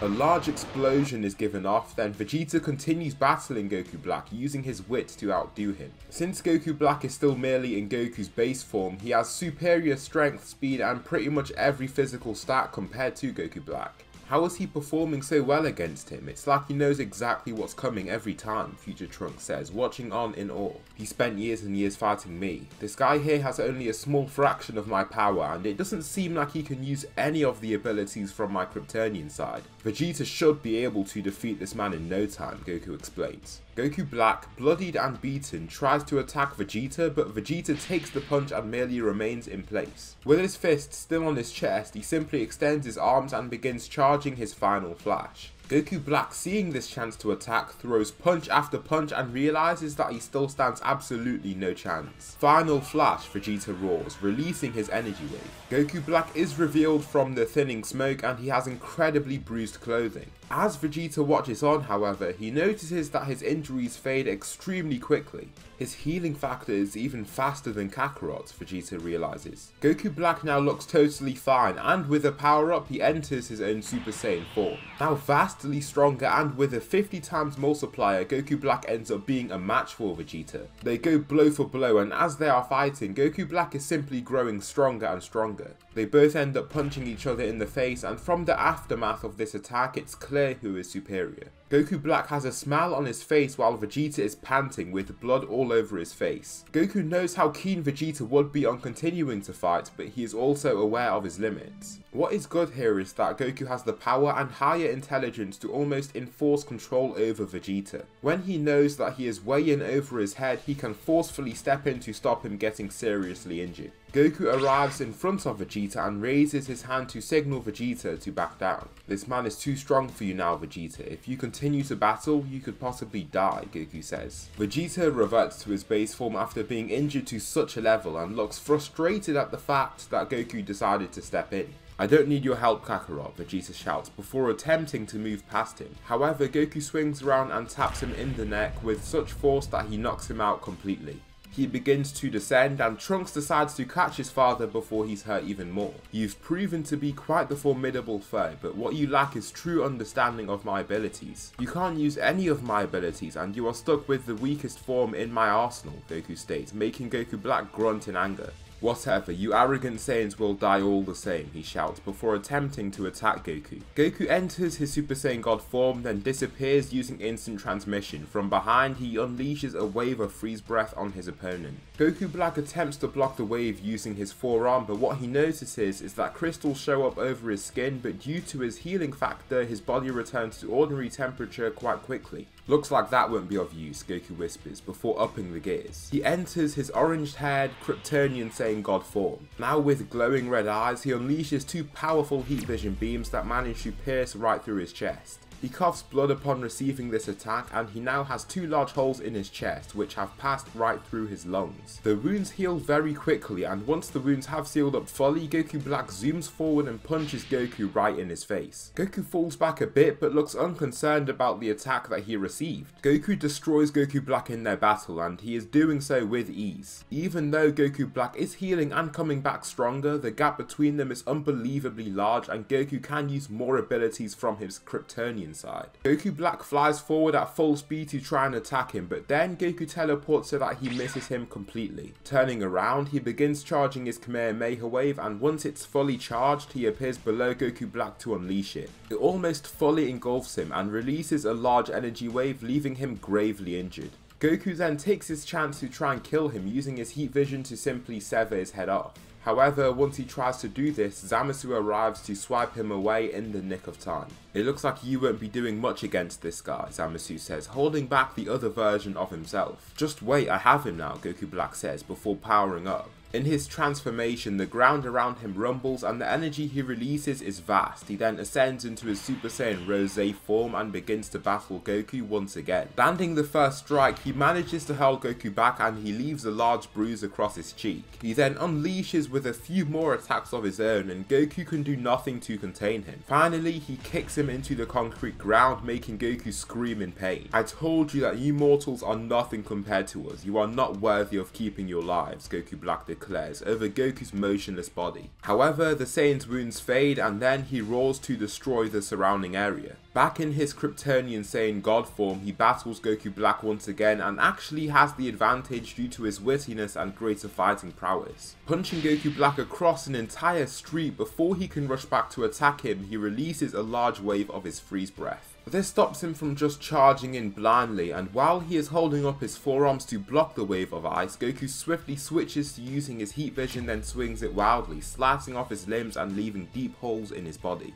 Goku Black is screaming in pain as this happens to him, but then once Goku is done with using prolonged rays of heat vision, he utilizes his instant Kamehameha attack to take him off guard. The Kamehameha destroys the buildings around them and creates a large flat area which the two fighters now stand within. Goku Black, without limbs and drenched in his own blood, crawls forward and continues coughing blood, but his accelerated healing factor means that his limbs and body return to usual quickly. After this quick fight, Zamasu teleports to arrive in front of Goku Black wielding an odd green blade. He aims it at Goku, then kicks Goku Black away before slowly walking forward. Goku has the instinct to just charge in and attack him, but what he notices is that he is growing much weaker as he walks forward. His glowing red eyes fade and now he can't even use his heat vision. With Zamasu less than a meter from him, Goku has fallen to his knees and future Trunks looks quite confused. How come he's lost all his strength? It's like he can't even fight anymore, future Trunks says, watching on. It's that weird crystal that the androids used. It seems to be something that Kryptonians are weak to. As much as I hate to say this, Kakarot is our trump card and we can't afford to have him be killed now. After saying this, Vegeta enters his Super Saiyan Blue evolution and dives down into the battle. Zamasu slashes at his torso twice, leaving wounds that simply don't heal. Once Goku falls onto his back, he stabs the green knife into his stomach and makes Goku scream in agony. In this moment, Vegeta comes charging in from beside him and lands a powerful punch before kicking him away. Vegeta sweeps up Goku and removes the kryptonite blade from his stomach before teleporting away. The two Saiyans are forced to disappear and future Trunks is left to fend off the threats of Goku Black and Zamasu alone. Goku and Vegeta return and their motives become clear. Vegeta thinks he knows how they could end up finishing off Goku Black for good and brings the kryptonite back to his wife Bulma for analysis. Following this event, Vegeta would like to enter the hyperbolic time chamber to face Goku once again. Goku is willing to do so and is also willing to solitarily train his own body and utilize his healing factor to accelerate his power also. The two fighters enter the chamber and just like before they go through some strenuous painful training. Vegeta also goes through battles where his literal life is at stake since Goku is so much more powerful than he is. The good thing is that Goku is always ready to battle when Vegeta is since he has his healing factor and Vegeta isn't much of a challenge for him anyway. The year ends promptly and Vegeta has almost totally mastered his Super Saiyan Blue evolution form. He has pretty much hit a ceiling in that regard and Goku has gained access to his next form, which is a mix between Super Saiyan Blue and his Kryptonian side. It gives him green hair and they return to the future to face Goku Black. Vegeta wields his kryptonite blade but only for dire situations as he is more than willing to test out his true strength. So you're back warriors, Goku Black says upon watching Goku advance toward him. Yeah, and we're even stronger now, Goku says, entering Super Saiyan Blue as he walks. He then shouts in his walk and his aura switches to green. He enters the next stage in his transformations and this form is 100 times above that of Super Saiyan Blue. His aura alone causes cracks to appear in the buildings around him and his aura is large and powerful. Goku Black then powers up into a Super Saiyan Rose, then the two fighters slam into one another. After this they trade blows for a time and Goku is more than capable of holding his own. Initially he is the superior fighter. Looks like I'll be facing you now, Vegeta says to Zamasu, entering Super Saiyan Blue evolution almost instantly. It does, Zamasu says, making his own stance. Back to Goku's fight, the fight is brutal and their attacks destroy buildings and even whole surrounding streets. Once Goku Black charges forward, Goku picks his shot and manages to evade the punch that is coming, while also kicking him into the sky as hard as he can. After doing so, he uses instant transmission so that he appears above him to strike him downward. In his descent, Goku Black struggles to bring himself to a halt and Goku then teleports again to appear below him. Goku then roars, releasing the energy wave that slams right into him. Goku Black looks gravely injured as the smoke around him thins and he is also heavily panting. Beside Goku, Vegeta has had a very easy time with Zamasu and he has his foot on his chest with his kryptonite blade aimed at the deity's face. Our trump card, Zamasu, Goku Black says, switching the position of his Potara. Bright light is given off, then the two beings rush off to collide, forming the fused individual that is fused Zamasu. I've become the strongest being in the universe. You mortals can never contend with me now, fused Zamasu arrogantly claims. Let's fight him together, go all in, Goku says. Fine, Vegeta replies, before they fly off toward the fusion. They both roar and throw in punches, but Zamasu stands in place and catches their strikes without moving back an inch himself. He kicks Vegeta back, then grabs Goku and dives down to then slam Goku through various obstacles in his path. Goku, stumbling back, does manage to heal due to his healing factor and is swift to enter battle once again, but his punch is caught. They both stand off against each other and Goku desperately tries to push against his fist, only to be cleanly knocked out with a strike to the head. Since Goku's body heals so fast, he isn't knocked out for very long, and Zamasu turns his attention to Vegeta, who charges at him. After constantly being defeated at the hands of Kakarot, he thought that he and even them together would have a shot at defeating this guy. Exiting the chamber, the Saiyan Prince was teeming with confidence, but after this brutal beatdown, that confidence has faded. Zamasu lays Vegeta out also, but this is far graver since Vegeta possesses no form of healing factor. Each injury he gains is an injury he must keep if he doesn't use a sensu bean. Vegeta, coughing blood and cowering away, almost gets attacked by Zamasu, but in the nick of time, Goku grabs him and teleports away to a point of safety. He meets the god Gowasu and he talks about the possible use of the Potara. Vegeta is much quicker to agree this time, and so the two nod at each other before fusing for the first time ever. Vegito is born and reveals himself to Zamasu from the shelter that he was under. The fusion between Goku and Vegeta. Vegito, the perfect counter to you, he claims, pointing at Zamasu. Are you sure about that? Zamasu asks. Vegito then erupts and gains orange hair before using instant transmission to punch Zamasu, knocking the wind right out of him. I'm totally sure, he says, before giving off a keen, arrogant smile. Vegito throws another punch that Zamasu can't even take, forcing him back. Vegito then aims forward and severs one of his limbs off using his heat vision. Zamasu cowers away and grits his teeth in pain, but he manages to regrow his lost limb after going through such distressing agony. Vegito unleashes all of his power onto Zamasu and really lets himself go. He is so much stronger than the canon version of himself, it's crazy, but fused Zamasu is also much stronger than his canon self, due to the Kryptonian side from Goku Black. Zamasu, beaten down and gravely injured, receives a long and strong beam of heat vision to the chest that pierces through his heart and lungs. He is near death and Vegito is aware of this, but there is little that can be done by him if he just heals from the injuries that he receives. In the manga, Zamasu is immortal and in the anime he isn't, so I will go with the notion that his immortality is still intact with his fusion. Vegito ends up defusing and Zamasu returns to his usual state before he defuses also. However, two merged Zamasu beings are formed and the two Saiyans know they stand no chance now. Goku ends up calling his friend Zeno and he takes the threat of merged Zamasu right away with erasure.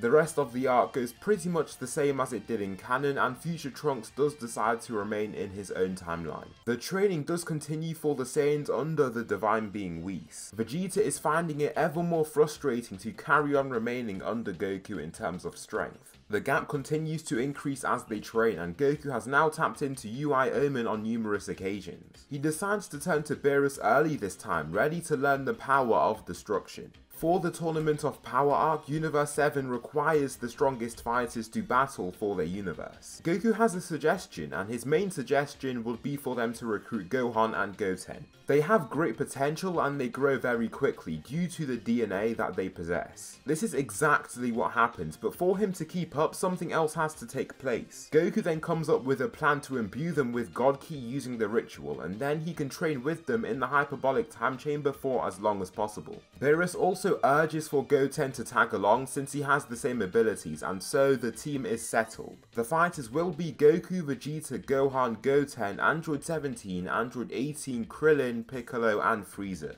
This time they still bring Frieza back, but he is very reluctant. Goku just uses his frightening demeanor to pretty much force him to fight along with them. The fight before the tournament is still Toppo versus Goku, and this fight is actually rather eventful. Goku begins in his base form and attempts to use his heat vision while Toppo is still out of range. Just as he expected, Toppo swerves past the incoming beams and charges right at him from the side. Goku catches the first punch but is then assailed with another attack in quick succession. Since he is still in his base form, this attack knocks him back a little, but other than that, he is not concerned in the slightest. They continue fighting, and right now, they seem like equals. Goku is faster, but Toppo outclasses him in terms of brute strength. What Toppo does notice, however, is that he seems to be able to take a lot more than he should. Toppo has fought numerous enemies, and he knows for someone around Goku's strength, he shouldn't be as durable as he is. Toppo comes swiveling in and throws a spinning kick only to have it caught by Goku, who transforms and enters his Super Saiyan 3 state in the process. He stops his knee right in place and Toppo realizes that he won't be doing much now. He steps away promptly, then begins using his aura of a god form. Once he charges back toward Goku, he takes him aback with a much quicker punch that he connects with.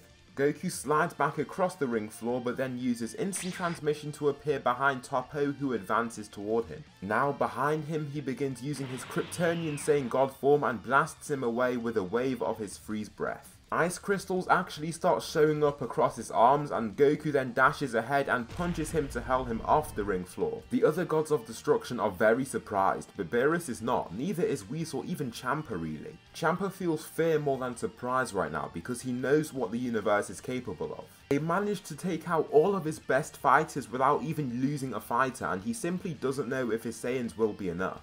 The Tournament of Power soon begins and on his own Goku takes on the weaker members of the Pride Troopers. They try and attack him from all directions, but Goku, while still in his base form, starts being able to knock them out. The few remaining soldiers actually manage to leap onto him and they all try to bring him down with their force and weight, but Goku then roars and enters his Super Saiyan 3 transformation to blast them away. Several Pride Troopers get knocked all off the arena from this transformation, then he finishes off the remaining ones with just one attack for each person. Across the arena, Vegeta faces Dispo and looks totally calm and collected. "It's funny, you don't seem to realise that I'm the fastest warrior in my universe," Dispo claims, charging toward Vegeta. He lands the first punch and actually wins Vegeta, but the Saiyan just laughs upon receiving the attack. "You're definitely not the fastest," Vegeta replies with a chuckle. "You dare show such disrespect, I'll make sure to clobber you and put you in your place," Dispo shouts, cracking his knuckles. However, Vegeta then roars and enters his Super Saiyan Blue form before taking Dispo off guard with his own speed. Vegeta lands a kick to Dispo's gut that hurls him near the edge of the ring, then he throws quick but powerful punches to his face. Each time an attack of his lands, blood and spit is shot out of Dispo's mouth until he finally steps from the edge of the ring. Vegeta then shouts in his face and enters his Super Saiyan Blue evolution form before leaping ahead to punch Dispo right off the ring. "Good riddance," Vegeta says before dusting off his hands. Across the ring, Gohan and Goten stand together against Toppo. The two fighters have been training for months in the hyperbolic time chamber together, and after facing their father on numerous occasions, they have gained quite a lot of chemistry. Also, they have both been imbued with God Ki through the use of the ritual to accelerate their training, and now they are incredibly strong. Both in Super Saiyan, they stand off against Toppo and the battle begins. They trade blows for a time and somehow seem to be holding their own. Once Toppo is stood still, Goten assails him with his own heat vision and he lifts his hand to try and block the beams. This leaves 2 deep wounds in his hand, but he is then hit with a few powerful strikes from Gohan while his attention is diverted. Toppo then shouts in anger, then begins using his aura of a god form. Gohan and Goten remain brave and calm, then they both charge toward him. Goten shouts and throws in a punch, only to see that Toppo doesn't move. Gohan leaps in and comes down with a spinning kick and notices that he is also incapable of moving him. Toppo grabs Goten and savagely kicks him in his stomach before slamming him into the floor and punching his head further into the ring floor. "I won't lose here," Toppo roars before dashing toward Gohan in a sprint. He destroys Gohan, who still remains in Super Saiyan, and the Kryptonian Saiyan simply can't keep up. Toppo charges at him, then Gohan tries to use his immense speed to attack him from behind, but Toppo turns his attention to him almost instantly. He grabs him while he's airborne and slams him into the floor quite quickly. Toppo thinks that he's defeated his adversaries, but then the two Saiyans rise. Their injuries seem to have faded and they look stronger than ever. "Come on Goten, let's get this guy," Gohan shouts before powering up into his god form. They both then reach further and they ascend into their next transformations, the Kryptonian Saiyan God transformation. Toppo doesn't see why he wouldn't still be superior to these fighters, and so he charges at Goten and throws a punch at him. Goten uses both his hands and blocks the punch, stopping Toppo right away. From behind though, Gohan assails him with a combination of attacks and he continues to push him toward the edge of the ring. Toppo, bruised and weakened, has his forearms up and tight to his torso, but then the two brothers punch him at the same time to hurl him off the ring, eliminating him. The two orange-coloured Saiyans then dash away to engage other enemies, leaving majestic orange trails of energy in their paths. Goku and Jiren face each other and don't move an inch initially. This is a clear sign to Goku that Jiren is waiting for him to attack. Also, it's a sign to him that he seems a lot less intrigued about the fight that is about to take place. Goku calmly enters his Super Saiyan God form, then zooms forward to attack Jiren. His first punch is blocked, but unlike in the canon, Jiren has to use a lot of effort and even himself is taken aback by the force behind this strike. Goku follows through with a punch to the face that actually lands, then he manages to evade subsequent punches and kicks that come his way. Merely in his God form, Goku is fighting Jiren like how he did in his UI Omen form, and it's like they're bang on equals already. The two fighters end up punching each other at the same time and look to be just as worn out and injured as each other. However, this quickly changes once Goku's injuries fade in seconds. You're a strong warrior, Jiren, you really are. However, allow me to show you the true extent to my abilities, Goku says, calmly exhaling. Goku roars and makes a dent in the ground below him as he enters his strongest Saiyan form, Super Saiyan Green. His aura has bright, pure white crystals of energy floating within, and he is now hundreds of times stronger than before. He speed blitzes Jiren and smirks after noticing that Jiren hasn't even moved when he is already a step away from hitting him. He lands a straight punch that sounds like a gunshot as it lands. Jiren immediately coughs blood and cowers away, holding his stomach in pain. "You're weaker than Goku Black, who would have thought?" Goku whispers to himself upon seeing his reaction. Goku still has a step above this, and just for flair, he enters his own UI Omen form. Little does he know, the other gods of destruction are astonished with how powerful he's become. He slowly walks toward Jiren, and the other gods of destruction can't help but raise from their seats with approbation for the fighter. Jiren continues to cower away and starts feeling strong, harsh emotions after realizing his position. He is a step away from losing and has met his match against a fighter superior to himself. Jiren wildly swings to try and hit Goku, but he is simply too far to even land a hit. Goku knows that he has completely lost it, and he is struggling to hold himself together after receiving a punch that almost totally shut down his body. Jiren actually gets into range and tries to throw a few punches at Goku, but he seamlessly passes around each and every one of them. It's like he doesn't even have to think about his movements, and it's also like he knows exactly where he's going to throw his punch before he even does. Finally, Jiren roars and tries to shoot downward with a punch, but Goku this time catches his punch. Goku then punches him in the gut so hard that he goes flying off the ring, leaving a trail of blood behind him. Universe 7, mainly the three Kryptonian Saiyans and Vegeta, make quick work of everyone else and had eliminated Kale and Caulifla before they even had the chance to fuse. This means that Universe 7 win by a landslide. Android 17 didn't actually end up being the last person who was left standing, but since Goku was by far the best performer of their universe, he is given the wish. Since Goku is a lot more benevolent and intelligent here, he independently wishes for the universes to be returned. This is also partially due to the fact that Goku would like to see the warriors like Jiren and the Universe 6 Saiyans again. After this event, this pretty much brings the Tournament of Power arc to an end. The following arc is the content covered in the DBS Broly movie. During this time, Goku has decided to take another sun dip in a blue star this time. He grows much stronger and is called back to action by the events that take place in the movie. Here I'll just skip to the battle between the Saiyans and Broly, since the stuff that happens beforehand pretty much happens identically. Vegeta is still the first to face Broly, and he rips off his large coat before engaging in battle with Broly.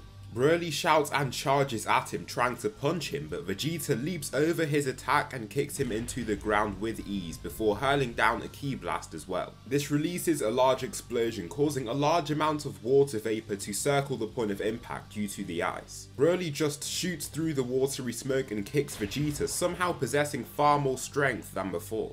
Vegeta continues to try and dodge his incoming punches, but then he finally gets caught with one after making a mistake in his movements. He still does block, but he is hit and slammed into an ice mountain. He's learning at this rate, Vegeta wonders, before forcefully kicking Broly away, then soaring right after him. Instead of landing the first attack, Broly manages to kick him and hurl him back.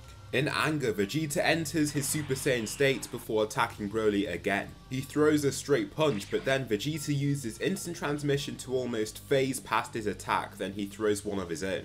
Broly ends up coughing blood upon receiving this punch, then Vegeta goes on to land a sequence of precise and deadly strikes. There is little that Broly can do here, and the gap in their skill, not just strength, is immense. Vegeta teleports so that he appears behind Broly and he chucks in his signature Big Bang attack. However, Broly turns and catches it, forcefully throwing it aside before it can detonate in his face. The ball of ki explodes just beside and below Broly, and Vegeta is surprised with how quickly he's managing to grow. Vegeta is tens of times stronger in this continuity, but Broly is still managing to grow and match him as the fight continues. Just who is this Saiyan? Is he a Kryptonian like Kakarot? No, he can't be. He still has the wounds that I gave him, Vegeta realizes upon watching Broly advance toward him. The two fighters fight as equals for a time. Broly has already outmatched Vegeta in terms of raw fighting power and physical ability, but Vegeta's skill and fighting intelligence is just way too high. Vegeta ups the gears after realizing that he is soon going to get a serious beating, and he enters Super Saiyan God just like how he did in canon. Vegeta fights him in this form and is initially wiping the floor with him, but then the gap starts to close once again. Vegeta almost can't believe it until he is caught while midair and slammed into the ground with force above that of anything he could output in his current state.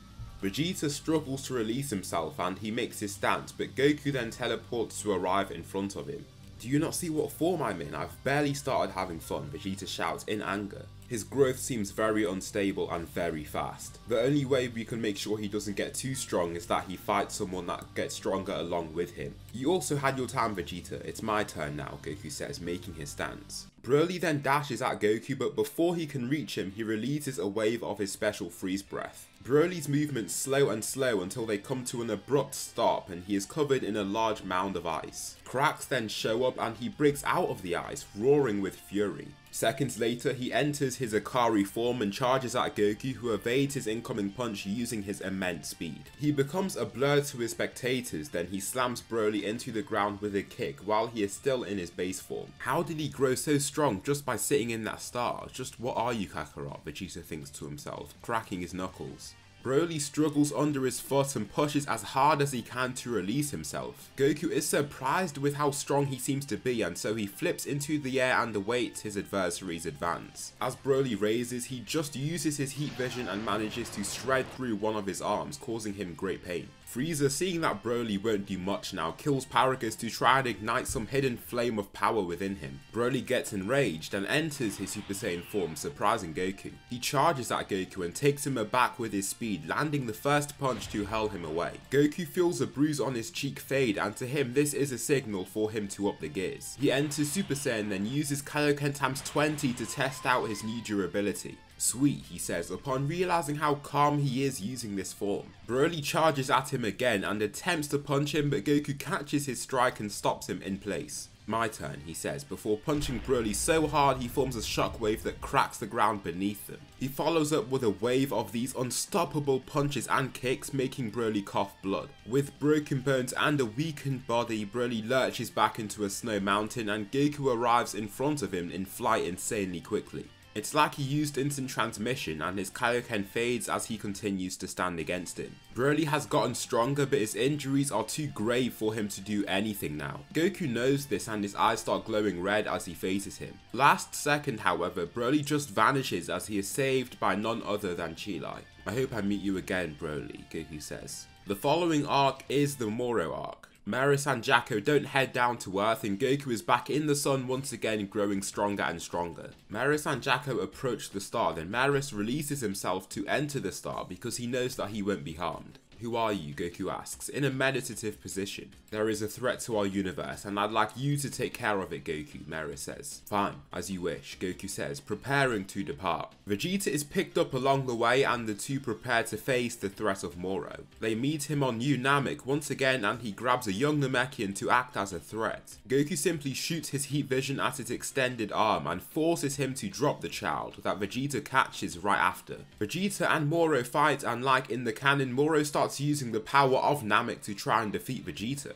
He uses large streams of hot, fiery-like energy and Vegeta remains the superior fighter for a time. However, Goku seems uneasy at the fact that Moro seems so calm, even though Vegeta is visibly overpowering him. "Vegeta, stand down. I'll take down this guy while we can," Goku says, landing ahead of him. Vegeta just scoffs and steps back. He knows it's not wise to test him, since he's either going to ignore him or just knock him out. Goku charges forward and in his base form actually forces him back with a single punch. However, Vegeta's Super Saiyan Blue evolution form is superior to Goku's base form, and so he won't be doing more than Vegeta was doing nothing if he remains in his base. He doesn't have to exactly use his strongest forms, and instead he uses his Super Kryptonian Saiyan transformation. His eyes turn to a golden colour and he stares down his adversary. Moro prepares to unleash his next attack, but then he is hit in the stomach with a full power punch from Goku. Goku then unleashes his freeze breath, causing ice to form across and around his body. This isn't exactly the same biome that Goku had fought Broly in on Earth, and so an entire ice mound doesn't form, but all he basically does is slow him down. Once Moro is in this state, Goku lands a multitude of strikes to force him up against a hill. Moro, covered in his own blood and frail, lifts his icy arm to try and shoot a wave of planetary energy toward Goku. He manages to do so, but Goku simply lets the beam engulf his body. Once it dies down, he is revealed to be totally fine, and he doesn't even receive any burns or injuries. With Moro beaten into a corner, Goku's eyes start glowing their sinister red colour, and he severs off the magician's head with the use of his heat vision. He manages to decapitate him in a seamless motion, and the threat of Moro has been totally dismantled. The final arc is the Granola arc. Granola still wishes for his immortality, but this time he has only a single year to live since he requires more life force to surpass Goku. This is because Goku is way stronger in this continuity. Goku and Vegeta still get tricked by the Heaters into thinking that Granola is a villain, and they arrive at the scene to try and find him. Insanely accurate ki blasts are aimed at the duo, and Vegeta is hit almost right away since Granola is so much stronger than him.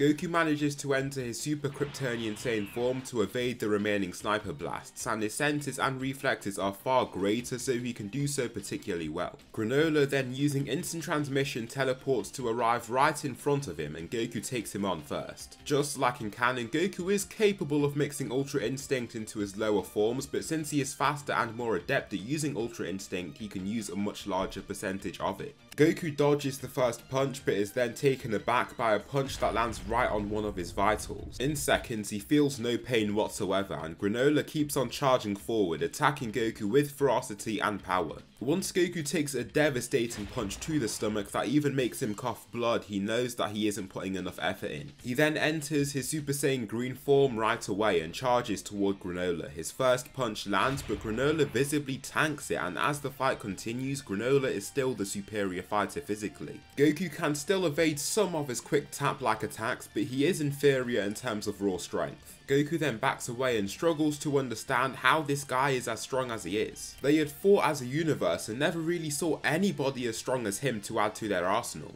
He assumes that he hasn't received any divine training either, which just makes things even more peculiar. Goku then calms himself and begins using his mastered Ultra Instinct form. Granola tries to attack him this time, but he swerves past his incoming attack and lands a kick that makes him cough up spit and blood. Goku unleashes with a few more fierce strikes that actually injure Granola. Goku charges in with a straight punch, and Granola uses all of the force that he can muster to block it. He blocks his punch with both hands and clearly struggles to keep his knuckles away from him, but then Goku just uses his other arm to punch him, cracking his nose. Granola can't really understand what's going on at this point. He is supposed to be the strongest in the universe, but from what he has seen here, he is not. However, after grueling training against none other than Beerus, who isn't that much stronger than him now by the way, he has grown stronger and stronger. In their battles, he grows stronger literally by the second, and Granola has granted him too much time between their meeting and when he actually got his wish. Granola just shouts in rage and tries to strike Goku in one of his vitals, but his body shifts enough so that he misses his vitals completely. That's not gonna work anymore, Goku says, before continuing his brutal beatdown. However, while Goku tries to throw another punch, Granola fades from sight and another precise blast is aimed at him. Goku blocks it using his forearm, and the wound vanishes as Granola arrives in front of him.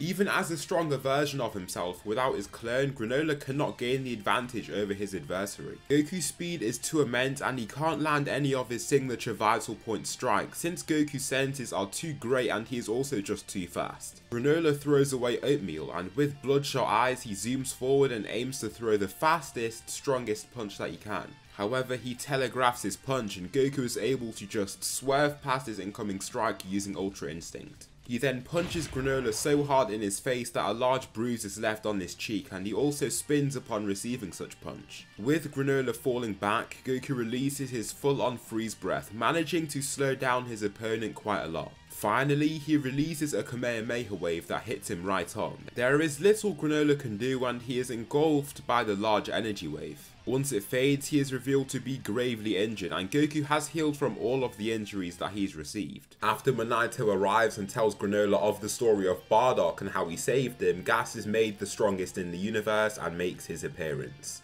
"You must be like Granola and wish to become the strongest in the universe," Goku says, watching him. Out of nowhere, he zooms down to the group and all three fighters are forced to take him on. Vegeta is clearly lagging behind in his Super Saiyan Blue evolution form and Goku and Granola are the main fighters holding their own. "Hold him off and I'll shoot him from afar," Granola says, backing away. Goku nods in reaction then zooms off, using his immense speed to engage in battle as a solo. As he soars toward Gas, he releases his heat vision. Gas dips right under his rays of heat but still feels immense warmth from them. Goku then directs a concentrated wave of his freeze breath toward him, forcing ice crystals to show up in the air and across his body. He continues and continues blowing until Gas is forced to make a shield to take the brunt of the wave. Finally, Goku shatters the shield completely and Granola fires his double-handed energy wave from his index fingers. It hits one of Gas's vitals and causes blood to spurt out from the point of impact. He screams in pain and Goku nods to Granola with respect for him. He then throws away the seal on his forehead and releases all of his inner power as a heater. He soars back toward Goku and throws mindless attacks that he can dodge at first, however he is then caught with a punch that launches him through an entire mountain. As the rocks crumble down, Granola tries to catch him off guard with another energy wave aimed at one of his vitals. However, he blocks it with his forearm then gives a maniacal smile off in Granola's direction. Goku of course heals from the attack before he even raises up, but is surprised with how strong he is now. Granola and Gas battle and he struggles to even keep his life. Gas unleashes his true strength and lays Granola out. In seconds he is bloodied and severely damaged, but he still possesses the vigour and resolution to continue. Gas shouts and intends to throw the final blow, but Goku catches his punch before he can do so. "Leave now, Granola. I have to take this man down alone," Goku roars. Granola complies, then Goku steps back to begin powering up. He searches within for the power deep inside him and his change in mental clarity forces him back into his UI Omen state. However, he continues powering up and his key signature continues to skyrocket. Waves of air and ki blast out from his general location and the other fighters simply watch in awe. "What's happening?" Granola asks, upon feeling the ground rumble and rumble. "It's Kakarot, he's ascending past the gods," Vegeta replies, with his arm over his eyes to block the gusts of ki. His power seems limitless and his hair then rises into its form when he's Super Saiyan. The hair then switches to white, just like how it is in MUI, and he fully transforms. His body has a gleaming silver tint to it and his eyes are now a pure glowing white. Gas still looks unconcerned about his power, and since he is in his awakened form, he doesn't have much capacity for conscious thought anyway. Goku zooms forward and lands a straight punch that Gas can do nothing about. He cracks 3 of his ribs upon impact and hurls him back, while chasing after him like a starving predator chasing its prey. Gas is nowhere near fast enough to fly away from him, and he also can't deal with his instant transmission. He teleports so that he arrives at the very front of Gas, then he uses his heat vision as he approaches him. 2 deep wounds appear on his chest and he screams in pain before attempting to attack Goku again. He throws several punches, but the Ultra Instinct user can swerve past every one of his incoming punches with ease. With his hybridity enhancing his mastered Ultra Instinct to an even higher level, there is no chance Gas is doing anything here. Gas zooms forward and attempts to punch him again, but Goku catches his fist. A simple squeeze shatters the bones in his hand and Goku then holds his hand up to his chest. Gas, since he is way stronger in this continuity, is already aging significantly and has started to lose muscle mass and strength. "Be gone," Goku orders, releasing a massive one-hand energy wave. His decrepit body is too weak to keep itself together and the threat of Gas is removed in that single beam. Just after this, Frieza arrives and stands ahead of Vegeta and Granola, causing Goku to use instant transmission to arrive in front of them. Frieza then enters his black form and hits both Saiyans with punches. Vegeta goes down immediately, but Goku still remains standing, feeling fine in seconds. Black Frieza then makes his exit as he does in canon, and this brings an end to the Granola arc. So that will conclude the final part to What If Goku Was Half Kryptonian. Please tell me something you liked about this What If or something that I should improve on for the next one. Thanks so much for watching and I'll see you in the next video.